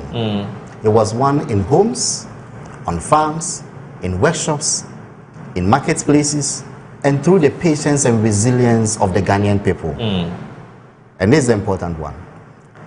395. This administration will never take that sacrifice for granted. Okay. You mean the speech, not the policy? Speech, not the statement itself. The speech. The speech. The speech. Okay. Paragraph 3. I'm now on 395 of the speech. Okay. This administration will never take that sacrifice for granted. Right. We know that low inflation alone does not refill an empty pot. We know that a stronger cedi does not instantly repair a household budget stretched by years of economic mismanagement and crisis. And we know that there is still a distance between recovery and relief at the kitchen table. 396. But we also know this. Your sacrifice was not in vain. It secured something priceless, a firm foundation. And on that foundation, we will build the Ghana we want. So I read this to lay a foundation that the finance minister didn't go to Parliament to say that all is well and good. You see, it's about time we spoke truth to the Ghanaian people. These economic figures or fiscal figures, they are meaningless to that graduate who has been at home for 3 years looking for a job. Fact. If inflation is 5.3%, it doesn't mean anything to him. If your cedi is the strongest in the world, it doesn't mean anything to him. As long as he's struggling to make ends meet, it means nothing to him. But what the finance minister said was that the path of economic transformation, of jobs, passes through macroeconomic stability. The path to that passes through macroeconomic stability. It is a prerequisite to achieve before you can build on. So, the foundation of every economic transformation is macroeconomic stability, for which we have attained. That is why he says that on that foundation, we will build the Ghana we want. We are not there yet as an economy or as a country. We are not there yet. There is still a distance between where we want to go and where we are. But looking at the mess we inherited, it was important that we, first of all, stabilize the economy, bring it onto a firm footing on which we will build. So, to all those Ghanaians who say that we are not feeling anything, yes, the government or the President Mahama and the finance minister acknowledges that fact, and he copiously mentions it in the media and says that with your sacrifice, we have built a foundation, and on this foundation, we are going to build the economy we all want. Before the media, President Mahama will launch what we call the new economic policy, which is in the works. And President Mahama intends to change the very structure of this economy. These years of jobless growth, we have recorded growth, even during COVID, we recorded a 0.5% growth. We have recorded growth for many years, but where are the jobs? It's because of the structure of the economy. And that is what President Mahama wants to do with the new economy, which will be part of the 2027 budget, which will be read in November 2026. So a foundation has been laid on which Ghana we are going to build. President Mahama is going to build a new economy, which will be focused on jobs, changing the very structure of the economy to focus it on job creation. So I just wanted to state that. Okay. Now, so when Arthur Forson says that stabilization was never the destination, no, it was the price of entry. Excellent. What comes next is the work that changes lives at scale. Exactly. That's what you mean. Okay. It was the price of entry. Okay. It was the price of entry. Right. So let me say something here. My brother did acknowledge that the macroeconomy is sound. And that's I acknowledge the figures. The reality, I don't know. So based on what you've seen on paper, based on what he has seen, he admits that the macroeconomy is sound. Yes. I mean, he was on the Finance and Economic Committee, so he knows the work you have to put in to achieve these figures. That's why he is not belittling it. Right. And he knows. And if they couldn't do it, he knows that we deserve commendation. Right. And I thank him for the commendation and the and the admittance he has made on the soundness of the macro economy. Okay. You see, he then admonishes us. You see, even though he says that we have done so well, he admonishes us to keep our eyes on the ball. You know, he said it about 4 times. Moro, if you heard him, he said that we shouldn't take our foot off the pedal. Right. So he admits that our foot is on the pedal. We are performing well. We are moving, but we shouldn't take our foot off it. I want to assure him that, based on what I've read to you, our eyes are on the ball. President Mahama's eye is on the ball. Dr. Arthur Forson's eye is on the ball, and we assure him that it will not be off the ball. Okay. So I just wanted to say that. You see, my brother spoke about the depreciation of the currency, the underperformance, the supposed underperformance in revenue, and the expenditure performance and all. By way of explanation, and also talked about the sectorial performance. The sectorial performance. It was more concerned about industry because, in his view, one's industry, which includes mining and so on, if that aspect of the economy is doing well, then the job will be more inclusive. He refused to add that even in industry, where previous years we saw a decline in industrial growth in the oil and gas subsector. He just picked one. And which sort of ignore the rest. Okay. But industry on the whole is growing. Right. Yeah. So let's keep it at that. Right. Yeah. Now, what I wanted to say was that when it comes to depreciation of the currency, you know, there's a target band. If you see the behavior of the cedi this year, it's been up. So down. you're still talking about the targets that you set for yourself. That's where you are now. So, yeah. Okay. So you're starting with the. Yes, it's been up, the forest. down, up, down. That is. When we say a currency is stable, it doesn't mean that the currency stays at one rate throughout the year. It means that it moves within a band. Right. And anybody observing us has seen that now the cedi is moving between 10 and 12. So if you have that, I mean, since last year, if you have that as a businessman, what you do is that you plan. You are able to plan. You know that worst case scenario, the cedi may be 11.5. Or best case scenario, the cedi is, 10. So when we talk about exchange rate stability, we say that the exchange rate will be within a band. So it doesn't mean that in between the period, there wouldn't be appreciation and depreciation. But you ask yourself, where is it? Is it in the band? Does it move to 18? And then comes to 16, or today it is 18, tomorrow. There were days in this country where the cedi was depreciating on hourly basis. The board rate of a bank would read one figure in the morning, one rate in the morning. By afternoon, it's another rate. By evening, it's another rate. So those are the things we were bedeviled with as a country. That we have said that we have all agreed that there is some return of stability, which my brother acknowledges.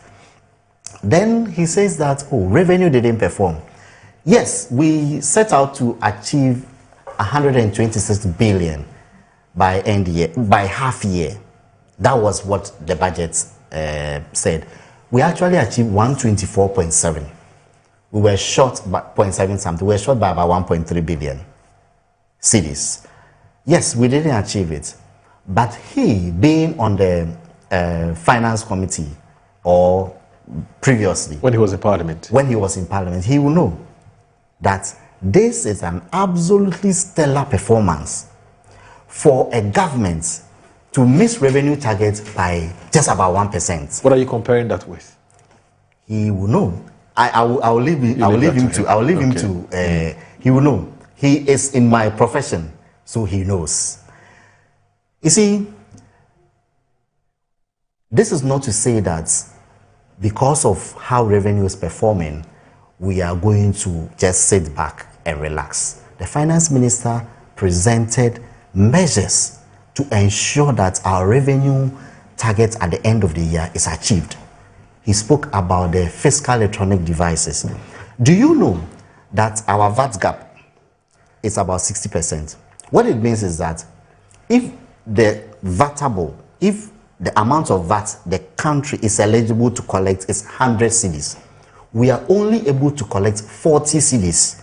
The 60 cedis just dissipate into thin air. That's serious. That's serious. Because, first of all, some companies have turned themselves into mini GRAs, Ghana Revenue Authorities. When they bill people for VAT, they don't remit it to the state. They keep it. Really? Yes. Also, some companies don't charge VAT at all. Those who charge, some of them, turn themselves into mini GRAs and keep the money. So there's two categories of people. Yes. There are companies that don't charge VAT at all. Yes. And there are also contrary those to law. Contrary to law. Yes. And there are also those who charge but don't give it back to government. They don't give it back. So they take the money and keep it. They take government money and keep it. Are we going after them? Exactly what we are doing. So President Mahama is introducing what we call the fiscal electronic devices, which will sort of take the collection of that electronic. So almost every entity would have those devices. It will be linked to Ghana Revenue, the platform, so that any sale you make is recorded and our VAT is collected. Also, if you see... So this platform will be tracking transactions?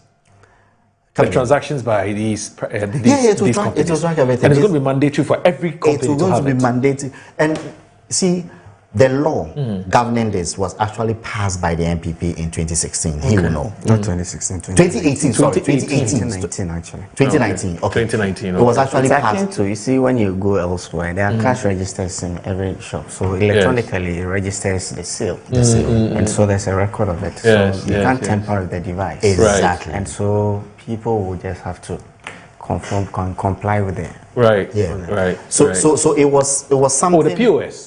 Yeah, it's like POS, it will be cash register, it may come in many forms. Okay. But the thing is that the important thing is that NPP and NDC agree on one thing, that we need some form of technology in that space to ensure that the VAT we need to collect, we collect it. I wish you could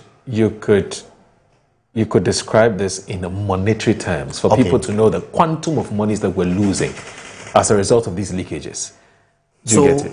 When I say leakage, you get it. Where people are collecting, they are not giving it back to you. So if you look at, like I said, I mean, these things is... If you don't have the figures, it's okay. You can find it later. It's okay to put it in the form of these percentage and these simple figures for people to understand. But we expect in the first half year of implementation, we expect to get in excess of 2 billion Ghana cedis additional.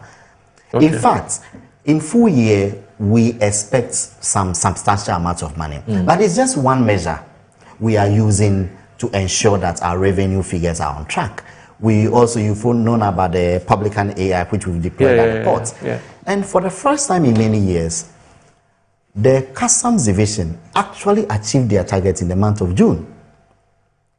In the month of June... You mean it's never happened before? So for so many years, they were not achieving their target. In the month of June, they were supposed to collect 5.3 billion. But because of Publican, they were able to collect 5.6 billion Since the deployment of public, and do you know how much additional revenue we've gained? Over $300 million. And remember, this is where CD has even appreciated. You know, customs revenue is calculated in the currency in which, preferably dollar, and then converted at a CD rate. Yes. So when the CD depreciates, customs revenue increases. Yes. But this is the time CD has appreciated. CD is low, but customs is still achieving or exceeding its revenue targets. So it should tell you the impact this system is making on our revenue collection. He did mention, how do you call it, expenditure. Yes. I want to assure him that our expenditure is on track. You see, the savings we have made on expenditure, most of it, or a chunk of it, as a result of savings on domestic interest. Savings on domestic interest. Why have we saved on domestic interest? We have saved on domestic interest because interests have been falling. Treasury bill rates are around 5% now. Last year, it was 11. It ended at 11.5. But in 2024, when we took over, it was in their 20s and 30s. And the 1 year rate is almost at 30. Both the 182 and the 91 were in the upper 20s. But as we speak, it's around 5%. So we are making a lot of savings on domestic interest. But they also say credit them for these savings because, but for the DDEP, you wouldn't have achieved this. You wouldn't have attained DDEP this. happened when? Which year? We didn't come and do the DDEP. They did the DDEP in 2023, 2024. Why didn't interest rate fall in 2024? That's a good question. Yeah. It is not as a result of the DDP. It's as a result of prudent debt management. You see, let me tell you something. When inflation is low, when the economy is improving, it drags with its interest rates, first on the domestic side. When we assumed control of this economy, we realized that when it comes to T-bill auctions, it was almost as if everything goes. The government was so large, expenditure demand was so huge that almost everything that came had to be taken to fund the government. If you recall, he spoke about the fiscal adjustments. Under the NPP, under the previous, there was adjustment. What is adjustment? Adjustments are measures you put in place to reduce the fiscal balance. What they were doing was revenue-led adjustments. Revenue-led adjustments that their solution to improving the fiscal position was that get more revenue. That is where we saw the piling of taxes on the Ghanaians. We saw that e-levy came. We saw the COVID levy. We saw the betting tax. We saw the emission tax. We saw the VAT on motor insurance. We saw all this is because they needed to raise more revenue to balance the books. What they refused to look at was their own, the government's expenditure. When Honorable Atuforsen took over the reins of this economy, he said, no, there is a lot of inefficiency in public expenditure. So instead of bedding... You're being very diplomatic. Your boss calls it waste. There's a waste in public expenditure. That's why he says, I'm going to cut the waste. I'm going to cut the waste. He says that a lot of the time. Yes. There's a lot of waste in public expenditure. Yes. There's a lot of recklessness in public expenditure. So what I'm going to do is that I'm going to look within and cut expenditure. What did he do? He set expenditure in 2025 expenditure to 2023 levels and ensured that the adjustment or the reduction in expenditure was almost 6% of GDP. What did we see? We were being told that when you cut expenditure, it will affect growth. But when Dr. Forsen actually did that, we saw the growth number, the real GDP grew by 6%. Yes, that's a target of 4 point something. It's a target of 4.8. On account of what? On account of spending at the right places.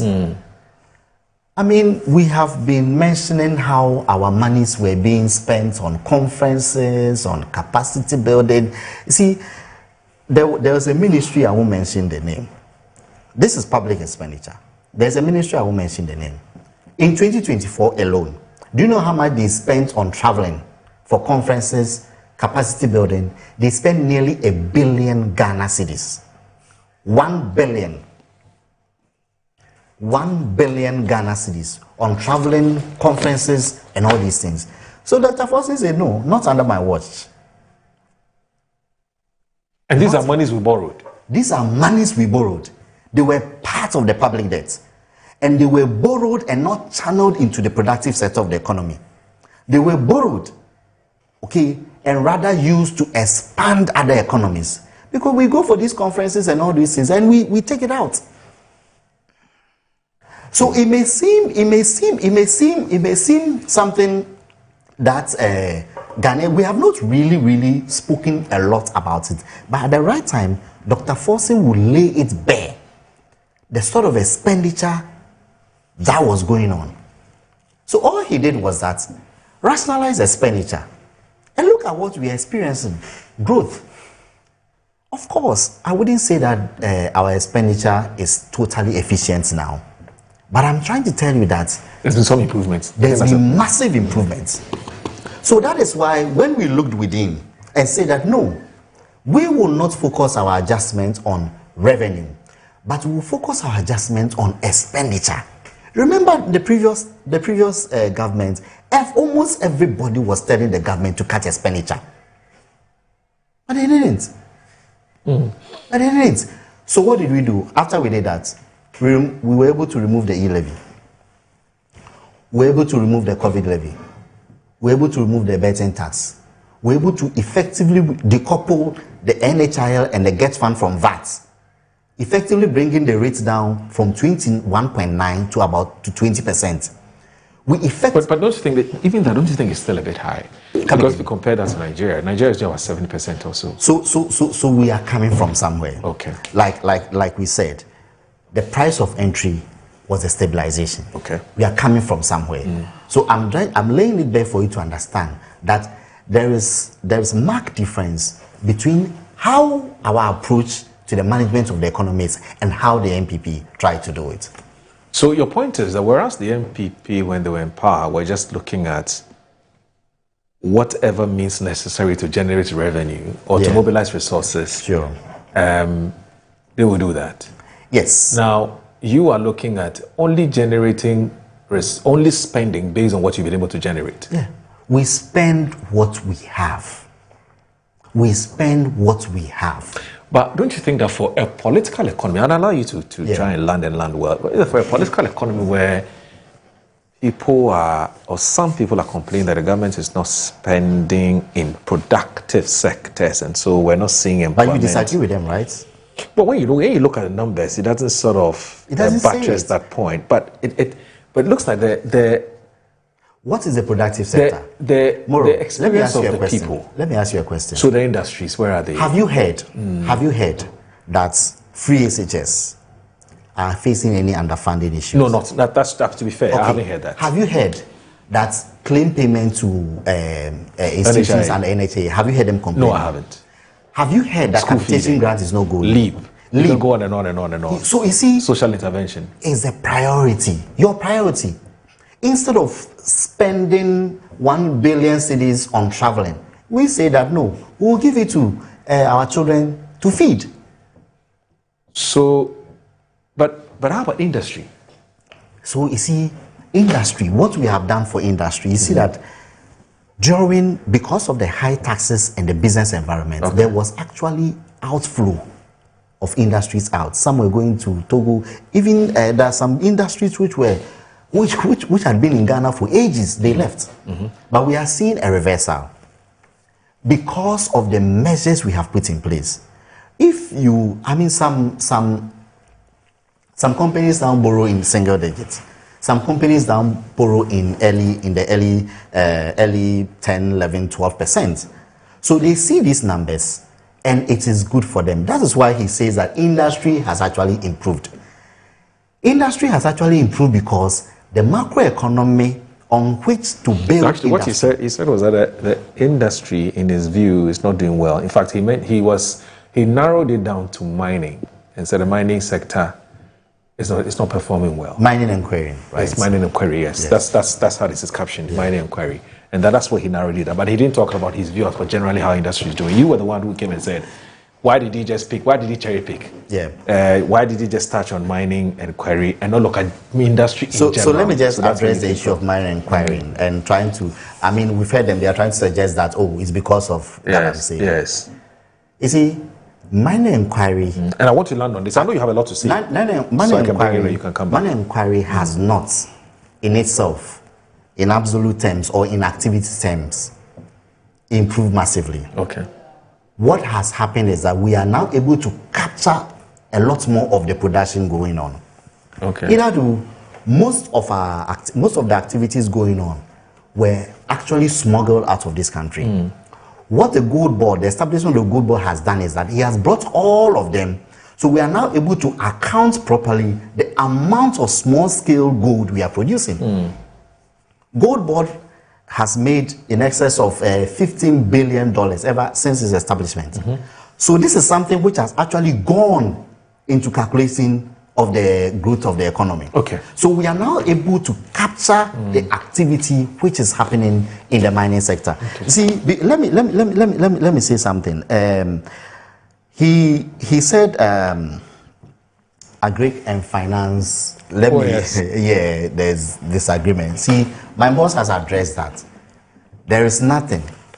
You see, he being part of, or he was being a past member of the Finance and Economic Committee, I was expecting that he would rather shed a bit more light on how public finances work.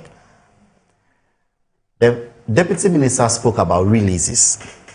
A release is that we have given you a budget for the year.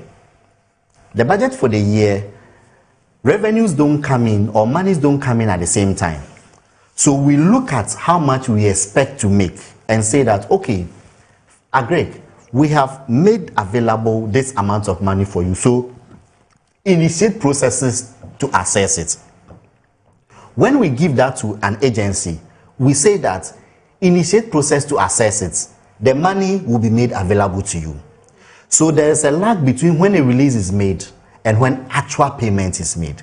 Actual payment is when the work has been done and invoices are submitted and then government actually pays. So a release just means that, okay, we have made the revenue or we expect to make the revenue. So go ahead and initiate whatever process you can initiate to assess the revenue. So there is no confusion between what the Deputy Minister said and what Honorable Atuforsen said. And besides, he also mentioned the Farmer Service Center. The Farmer Service Center, as we speak, has 551 million Ghana cedis sitting in the Bank of Ghana awaited. So all these are things, and I'm sure when I get the opportunity, I'll be able to touch on some policy initiatives. There are two things that I'd want you to comment on when I give you the opportunity again, because I'd like to bring Issa Husseini in. But in all of this, I need the two of you to remember that we have just 20 more minutes to go. Yeah. So with this, how we're going to do it. I'm going to bring Issa in to do about 5 minutes, and then you can come back and do 5 minutes. Let's do 5 till we end the show. But I have two questions for you. Why was the issue of the 24-hour economy missing in your presentation? That's what the MPP wants to know. Number two, in 2025, January, when you assumed office, in fact, in the budget that you presented in Parliament in the year 2025, which is this year's budget, you criticized the then administration for generating, for leaving you a debt of some 720 billion cedis or so. And then you told us again in 2025 that you had brought the deficit down, or the debt down to some 620 or so, which is that you've been able to halve it by some 100 million cedis thereabouts.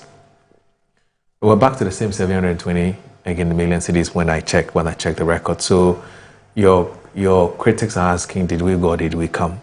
Is it a case that it has been a reality check? So those are the two questions I have for you whilst in this I think I was going to say this something whilst Issa Husseini takes his turn. But let me again remind you that you're watching Good Morning Ghana on Metro Television. Two very distinguished gentlemen are here with us, and they're helping us to take a look, a deeper dive into what the budget, what Dr. Ato Forson said to us on Thursday when he presented a mid-year budget review.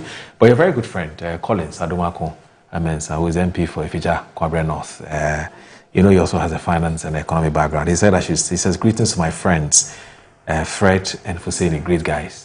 Yes. Apparently, he's enjoying the presentation, brutal. And he's enjoying the civility with which the two of you are going about the discussion. So let me just remind you of a very, very important. This is about the Clean Conference. The Clean Conference is coming up next month. So Metro TV, Original FM, and Metro Digital are proudly presenting the Clean Conference 2026 is under the auspices of the Office of the Chief of Staff. And the theme is assessing Ghana's progress towards UN SDGs Agenda 2030. Now, SDG 6, clean water and sanitation, SDG 7, clean energy, and SDG 12, responsible consumption and production. It's coming off on Friday, the 21st of August 2026, 9 a.m. at the City Conference Hall, University of Ghana, Legon, Accra. And with just 4 years to achieve the UN SDGs 2030, how far has Ghana come? The answers begin with one national conversation with Metro and Original Sanitation. Conference with the Chief of Staff, Honorable Julius Deborah, the Clean Conference bringing together government development partners, traditional authorities, industry players, academia, civil society, young people, and all Ghanaians. A cleanup exercise would follow the following day. So change is not only in conference rooms. So there will be a cleanup exercise on Saturday, 22nd August 2026, also led by the Chief of Staff. So you have to join. So please come and let's join thousands of volunteers for the massive cleanup exercise across the major streets of Accra. So Metro Clean Conference. And this thing, I don't know. Anyway, I'll get it right to this. It's been written in Chi. I need to get Collins to help me with the I can help you at a few. Yes, the translation of this one or the pronunciation. Anyway, so Isa, you heard everything. Tomorrow. Oh, okay. So apparently we'll still take a break. Yes, we'll take a break. Okay. It's just 2 minutes. Right. Don't worry. It's not. So please stay with us. It's Good Morning Ghana.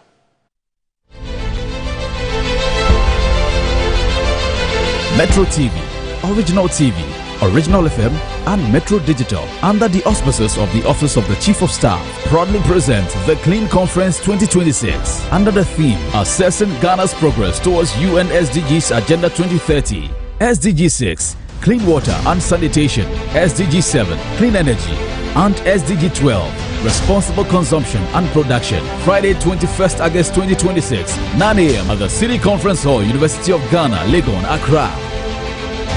With just 4 years to achieve the UN SDGs 2030, how far has Ghana come? The answers begin with one national conversation, the Metro and Original Sanitation Conference, with the Chief of Staff, Honorable Julius Deborah. The Clean Conference, bringing together government, development partners, traditional authorities, industry players, academia, civil society, young people, and all Ghanaians. Change is not only in conference rooms, so there will be a cleanup exercise on Saturday, 22nd August 2026, also led by the Chief of Staff. Join thousands of volunteers for this massive cleanup exercise across the major streets of Accra. Metro Clean Conference, Wahuni Diema on Mine Tumpo.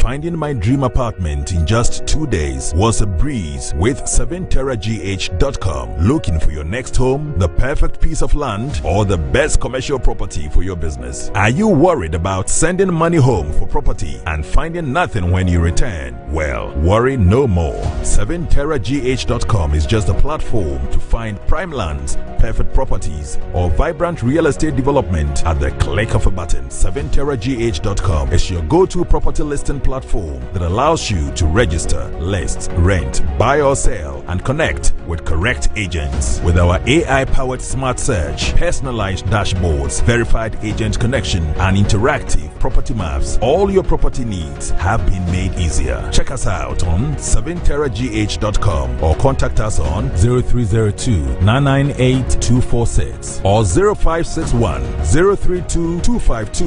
7terragh.com, powered by MNC Properties.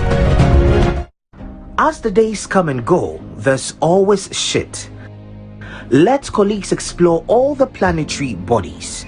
Our mission is in Uranus to treat hemorrhoids, anal fistula, anal fissure, anal incontinence, hydradenitis suppurativa, using laser Legasure for pain-free and speedy recovery. On Uranus Street, Accra, is Main Tuber Hospital and Coloproctology Center. Trust Uranus with us and we will delight you. Visit Main Tuber Hospital today or call us on 0244 581 541.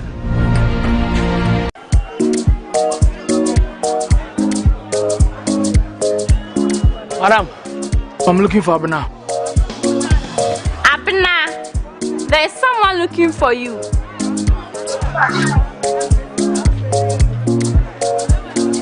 Madam, please, where's Abena? Abena. Yes, ma'am. Is this who you are looking for? Madam, please get me Abena. Please. Della. Abena, bra. Abena. Oh, Abena. It's not Abena rice. I can't eat any of that. More. Abena rice. And Nijin Kwa. FDA. Ajayadi Nkratso Yatsum. Abena. Oh, Abena. Edi asema, menya oden. O tianti mu amanfo ada. O share me boss obeto phone na mame. Me phone na say dada. Menya oden. Them was surprised, man. Surprise ben. Surprise. Hey, Kofi papa. E phone o. iPhone 13. Nanya ne? Ende, me fanko for me mienu. Amu ko circle. Ene ba ko ni ka chena dan for hour. Ono ode ni Ghana card. E call EBA phone so a. O tua 40% pen e di ni phone man no a. Da aka no betua ne kakra. Timiti ya me drop na me so me call ho. Ene me konya o phone de brɛ no. Oh, Kofi papa me da say. Ami shroud. Dey kogu. Wo EBA phones hadie, yeton iPhones ne ho akade nyina. Ye sanso de ma wholesale. So ye dealer na so pedodo atua. Anase afi na wo hye iPhone business na sia. Braya sia ye, hwehwe ye chira kwan e wo Accra Circle Mall. Any Tiptoe Lane, modern photos in chain. American Monso, ye ni Odor Rice ene di nhwenim. Kumase ye wo edum Ejekuma Brunsan nim. Obetumi so hu ye e wo www.ebaphones.com. EBA Phones. No hassle cry.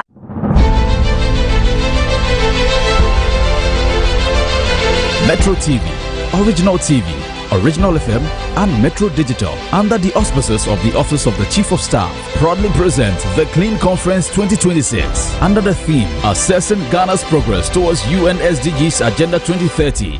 SDG 6, Clean Water and Sanitation, SDG 7, Clean Energy, and SDG 12, Responsible Consumption and Production. Friday, 21st August 2026, 9 a.m. at the City Conference Hall, University of Ghana, Legon, Accra. With just 4 years to achieve the UN SDGs 2030, how far has Ghana come? The answers begin with one national conversation, the Metro and Original Sanitation Conference, with the Chief of Staff, Honorable Julius Debra. The Clean Conference, bringing together government, development partners, traditional authorities, industry players, academia, civil society, young people, and all Ghanaians. Change is not only in conference rooms, so there will be a cleanup exercise on Saturday, 22nd August 2026, also led by the Chief of Staff. Join thousands of volunteers for this massive cleanup exercise across the major streets of Accra. Metro Clean Conference. Wahuni Diema on Mine Tumpong. Good day, fellow Ghanaians. Dr. Adelaide Arobasi Ejafon is my name, Executive Director of the Jospon Group of Companies and the CEO of the African Agribusiness Consortium. By the grace of God, after several years of contributing significantly to Ghana's sanitation and waste management transformation, the Jospon Group made another bold decision a few years ago to support the transformation of Ghana's agriculture sector. As we became more involved in the agriculture sector, we realized that although Ghana has enormous agricultural potential, transforming the sector would require the active participation of a new generation of skilled and passionate young people.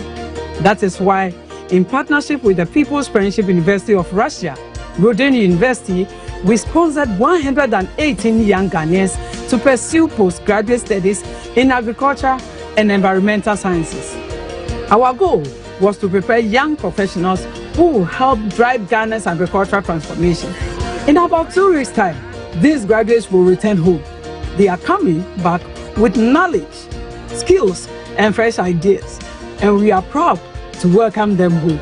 I believe their success will not only benefit as individuals, but will also contribute to the growth of our agriculture sector and the development of our country.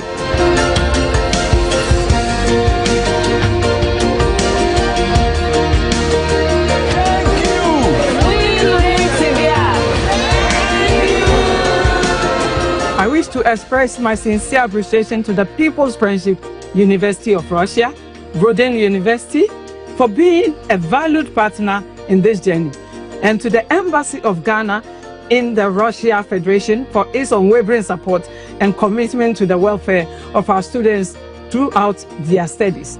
Thank you very much. God bless you, and God bless our homeland, Ghana.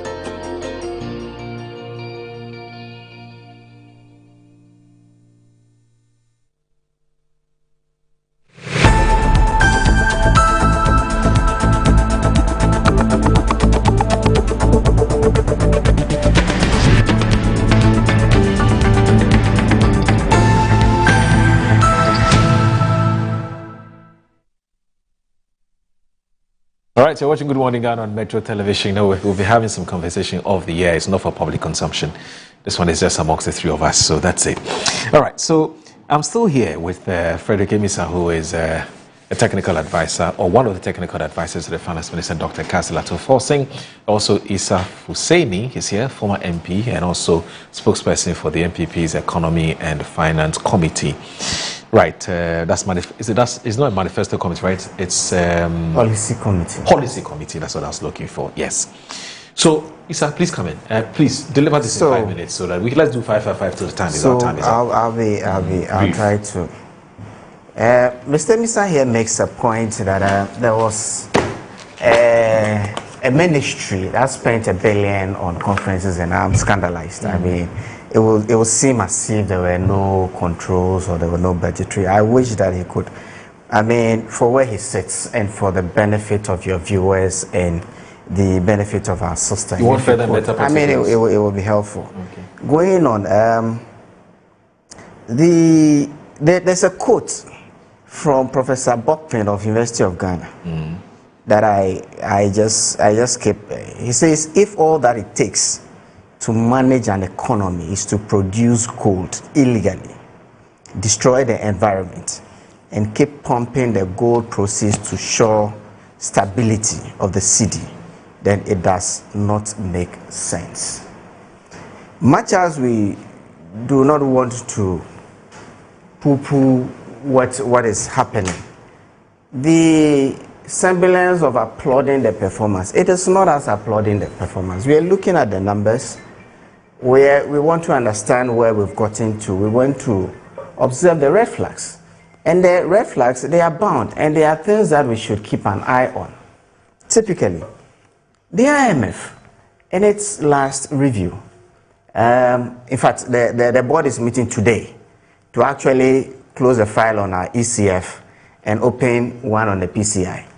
But some of the red flags the IMF is raised in its report is the exposure of this economy to SOEs and their arrears and liabilities, quasi-physical activities like happening in Bank of Ghana. We have a negative equity of 96 billion.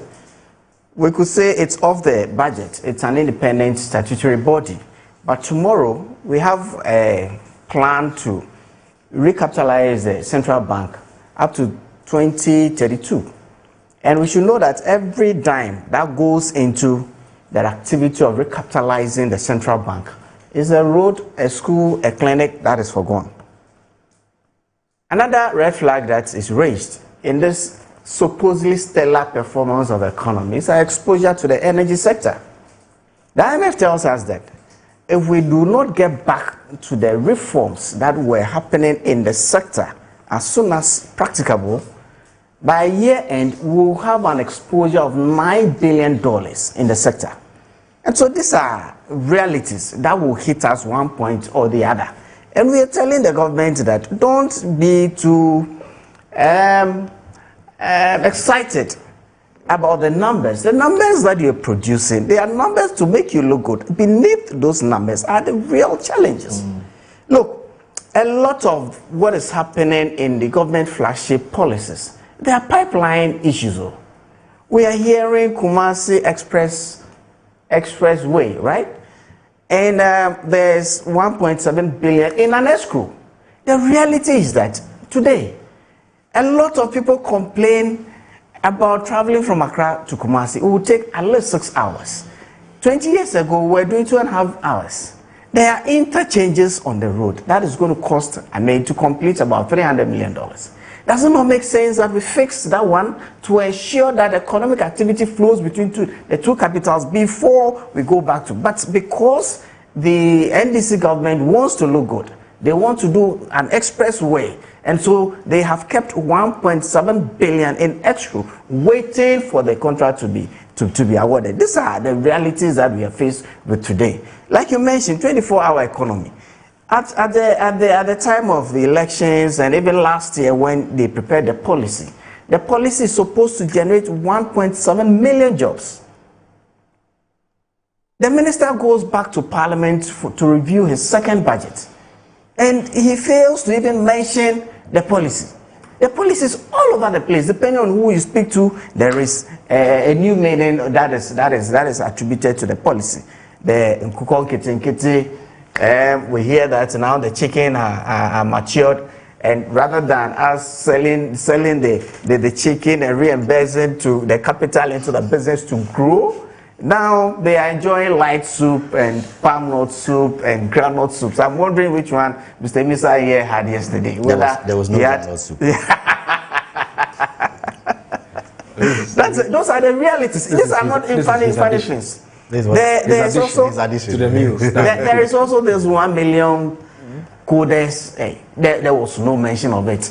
All of those, look, when you go back to the main policy, in 2026, the Big Push initiative alone was supposed to generate 470,000 jobs. It's in the fiscal policy. The Oil Palm Authority initiative was supposed to generate 250,000 jobs. Additionally, they told us in the main policy that they were going to set up factories that were also going to generate 20,000 jobs. This year, 2026, not over 4 years, 2026. In total, this adds up to 760,000 jobs. Question a Ghanaian will ask is that, look, you gave us this target in your main budget. We would expect that mid-year, you come and tell us, the factories that we set out to build, we have gotten to this level, this percentage completion, and so by year end we are going to hit our target, or we are unable to hit our target. But the minister is silent on it. Fortunately, Alos, for the Oil Palm Development Initiative, he told us that they have acquired drones that are now flying over Ghana and identifying possible sites for the development of palm plantations. It's taken us 7 months to get to this point. When you had told us that this year you are going to produce 250,000, these are the realities. The IMF itself, and I was talking about the IMF and the exposures it is generating. BOG today, it's a sitting time bomb. It's a sitting time bomb, and a negative equity of 96 billion within a year. We have open market operations of 16 billion. That is what is bringing our inflation and our exchange rates to those levels at that cost. So for the achievements that we are even having at the macroeconomic level, at what cost are those achievements to the economy? We were able to do similar things in the pass-through policy. through policy. We had a policy where, depending on how much the bank was lending out to the private sector, it depended on the ratio of its deposit that it had to keep at the central bank. This time around, all of this is been taken out, and it's costing us so much to do our open market operations. The activities of the gold board. In 2025, around September, the IMF did tell us that, look, at the rate at which the gold board was going, as of September, it had incurred losses of about 250 million. And that was not sustainable. We are talking about the sustainability of the so-called semblance of macroeconomic stability. We are talking, because if we are unable to sustain this environment that we're so much praising ourselves for, if we are unable to sustain it, it will not generate to the next level, which is growth, job creation, and economic transformation. So for where the NDC promised us in November of 2025 that the fiscal policy for 2026 was going to lead us, we are not going there. Okay. We are not going there. And even that what was supposed to have been achieved in 2025 at an exceedingly high cost, we are not sure about the sustainability. Okay. And the figures are rolling everywhere. 1.7 million jobs, and you don't even mention the policy. That is scandalous. All right. That is scandalous. Okay. All right. So you also have the next 5 minutes, and then I can read my messages, and then we can call it a day. My brother is please, when you are quoting the finance minister, please quote him well. On the oil palm, he said what we say is we've acquired drones. He said, the finance minister says drone surveys have been in paragraph 347 of the speech. Drone surveys have been completed on over 117,000 hectares of land, while 46,000 hectares have been selected for detailed land use change analysis. I just wanted to put that in perspective. What the update is that the oil palm, the land acquisition is ongoing, just that. And I mean, of course, there were drone surveys. It doesn't mean that drones have been acquired. I'm coming. What I'm saying is that I just wanted you to cure that mischief. And I also want you to quote me well, please. Because I'm sitting right here. Yeah. So let me proceed. Gold Board didn't make a loss. If you care to know, they made an operational surplus of 909 million Ghana cedis. I'm coming. The activities of Gold Board did not result in a loss. Trading losses. They resulted in a surplus of 909 million Ghana cedis. So that is it. And he spoke about the Accra Kumasi Expressway, why $1.7 billion has been kept in accounts where we needed $3. Isimoro, I think you should have asked him that the Afrexim loan they took to complete sections of the Accra Kumasi Expressway, the 750 billion, what did they use it for? You went to Parliament, went to borrow at a very high cost, that you are going to use the money to complete sections of the Accra Kumasi road, and the money dissipated into thin air. You use it for other things. Honorable, the Roads Minister has said that the current Accra Kumasi road has not been abandoned. It has not been abandoned. Work is still ongoing. It will be completed alongside the expressway, so he should be rest assured. The other thing is that he said our debts, you mentioned the debts thing, our SOE exposure. He said the IMF said SOE exposure. You see, what he was referring to is called stock flow adjustments. That is when the debt increase without or not as a result of the fiscal deficits, but as a result of other things. The finance minister said something in the mid-year budget that SOE debts over the last 10 years had contributed an average of 3% of GDP. Our public debts, it been as a result, the growth in our public debt, SOEs have contributed an average of 3% of GDP to it. What it means is that all that we did was that SOEs were borrowing, and when they couldn't pay, or as they couldn't pay, government took on the debts. So we increased the debts of the country without a corresponding increase in public infrastructure. Right. That is why the finance minister roped in the SOEs under the commitment authorization regime to check them in their procurement or in the commitment that they make. So the problem that they created for us, there is a system to now solve it. When it comes to cocoa boards, to be specific, a new cocoa board act is in the works. I mean, it's going to Parliament now. Last weekend, the Finance Committee of Parliament met on it. It's going to ban cocoa board from quasi-fiscal activities. Cocoa board has no business constructing road. So efforts are being made, actual efforts is being made to solve the SOE problem, which we inherited. Now, he spoke about the recapitalization of the Bank of Ghana. Moro, would you believe that on the eve of their leaving power, the 6th of January 2025, they signed an MOU that government was bound to recapitalize the Bank of Ghana after they made losses and their equity was in negative under their watch. When they knew they had lost power and they were leaving, on the 6th of January 2025, they signed an MOU, okay, to commit the incoming government to the recapitalization of the Bank of Ghana. You're kidding me. I'm not kidding you. I am not kidding you. An MOU was signed on the eve of their departure. It's a central bank. I'm coming. I'm trying to tell you that. I mean, you see, if you have allowed the bank to be run down like this, give us the opportunity to do what we want to do to recapitalize or to bring it on its footing. But they signed an MOU and made it a conditionality in the IMF program. So until we act on it, we were not going to go out of this ECF bailout that year. And you're saying you only found out when you came to power? Yes, they signed it on the 6th of January. And you were not aware? No. Of course, when we came to power, we saw that they had signed it. So we were. And relax. Isa, relax. Okay.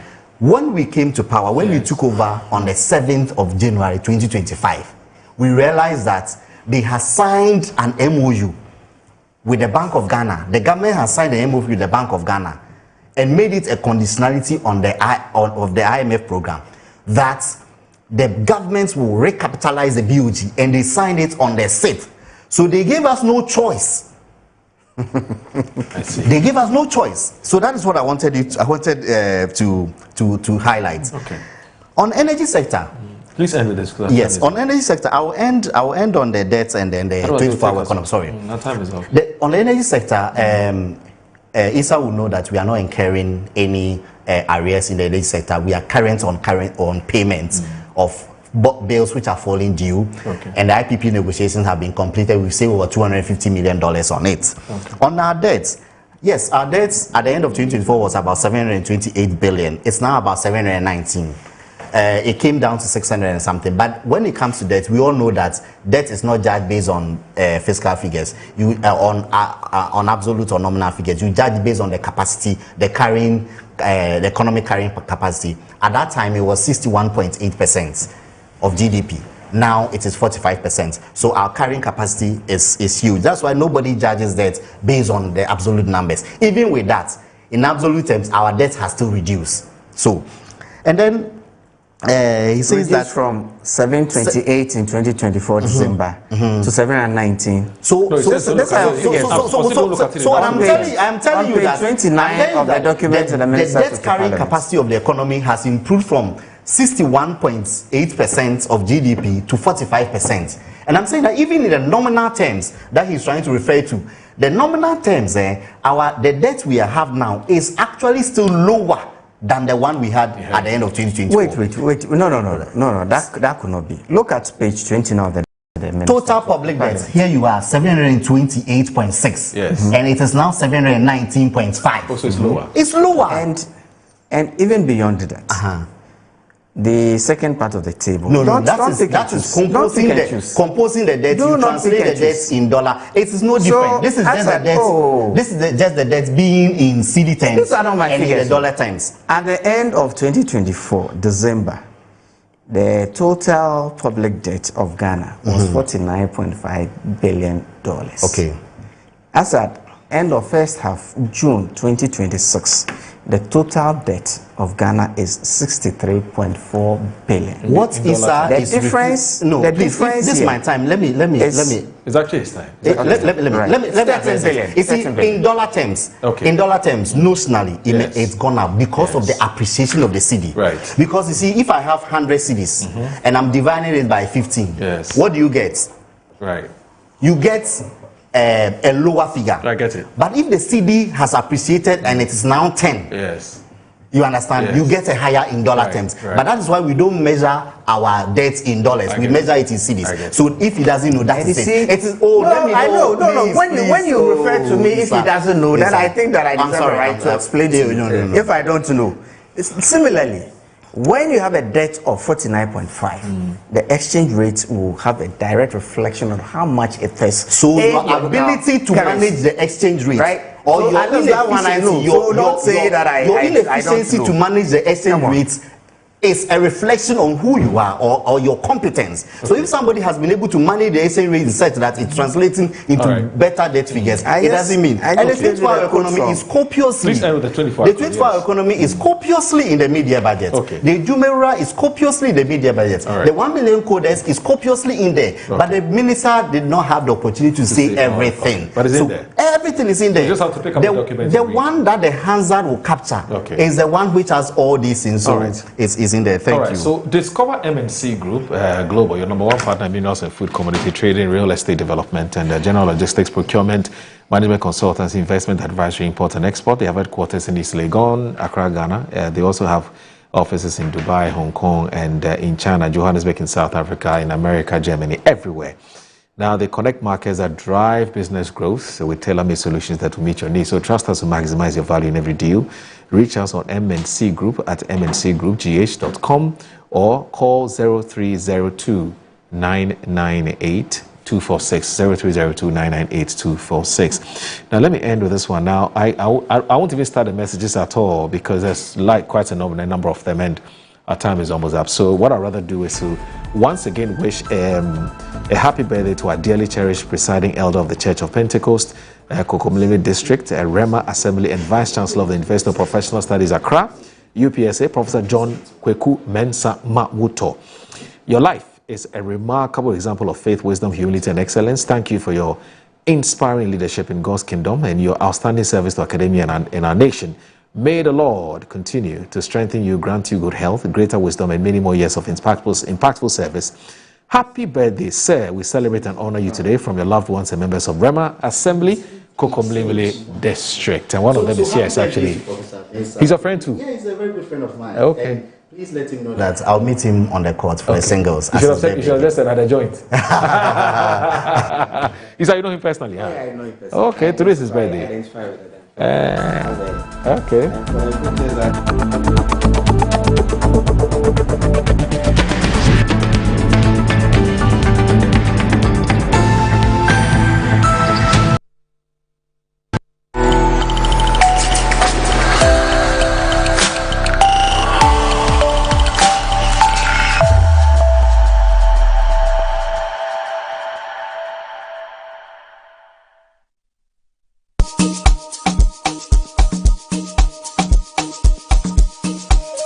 Welcome to GH Schools, your #1 training institute that offers practical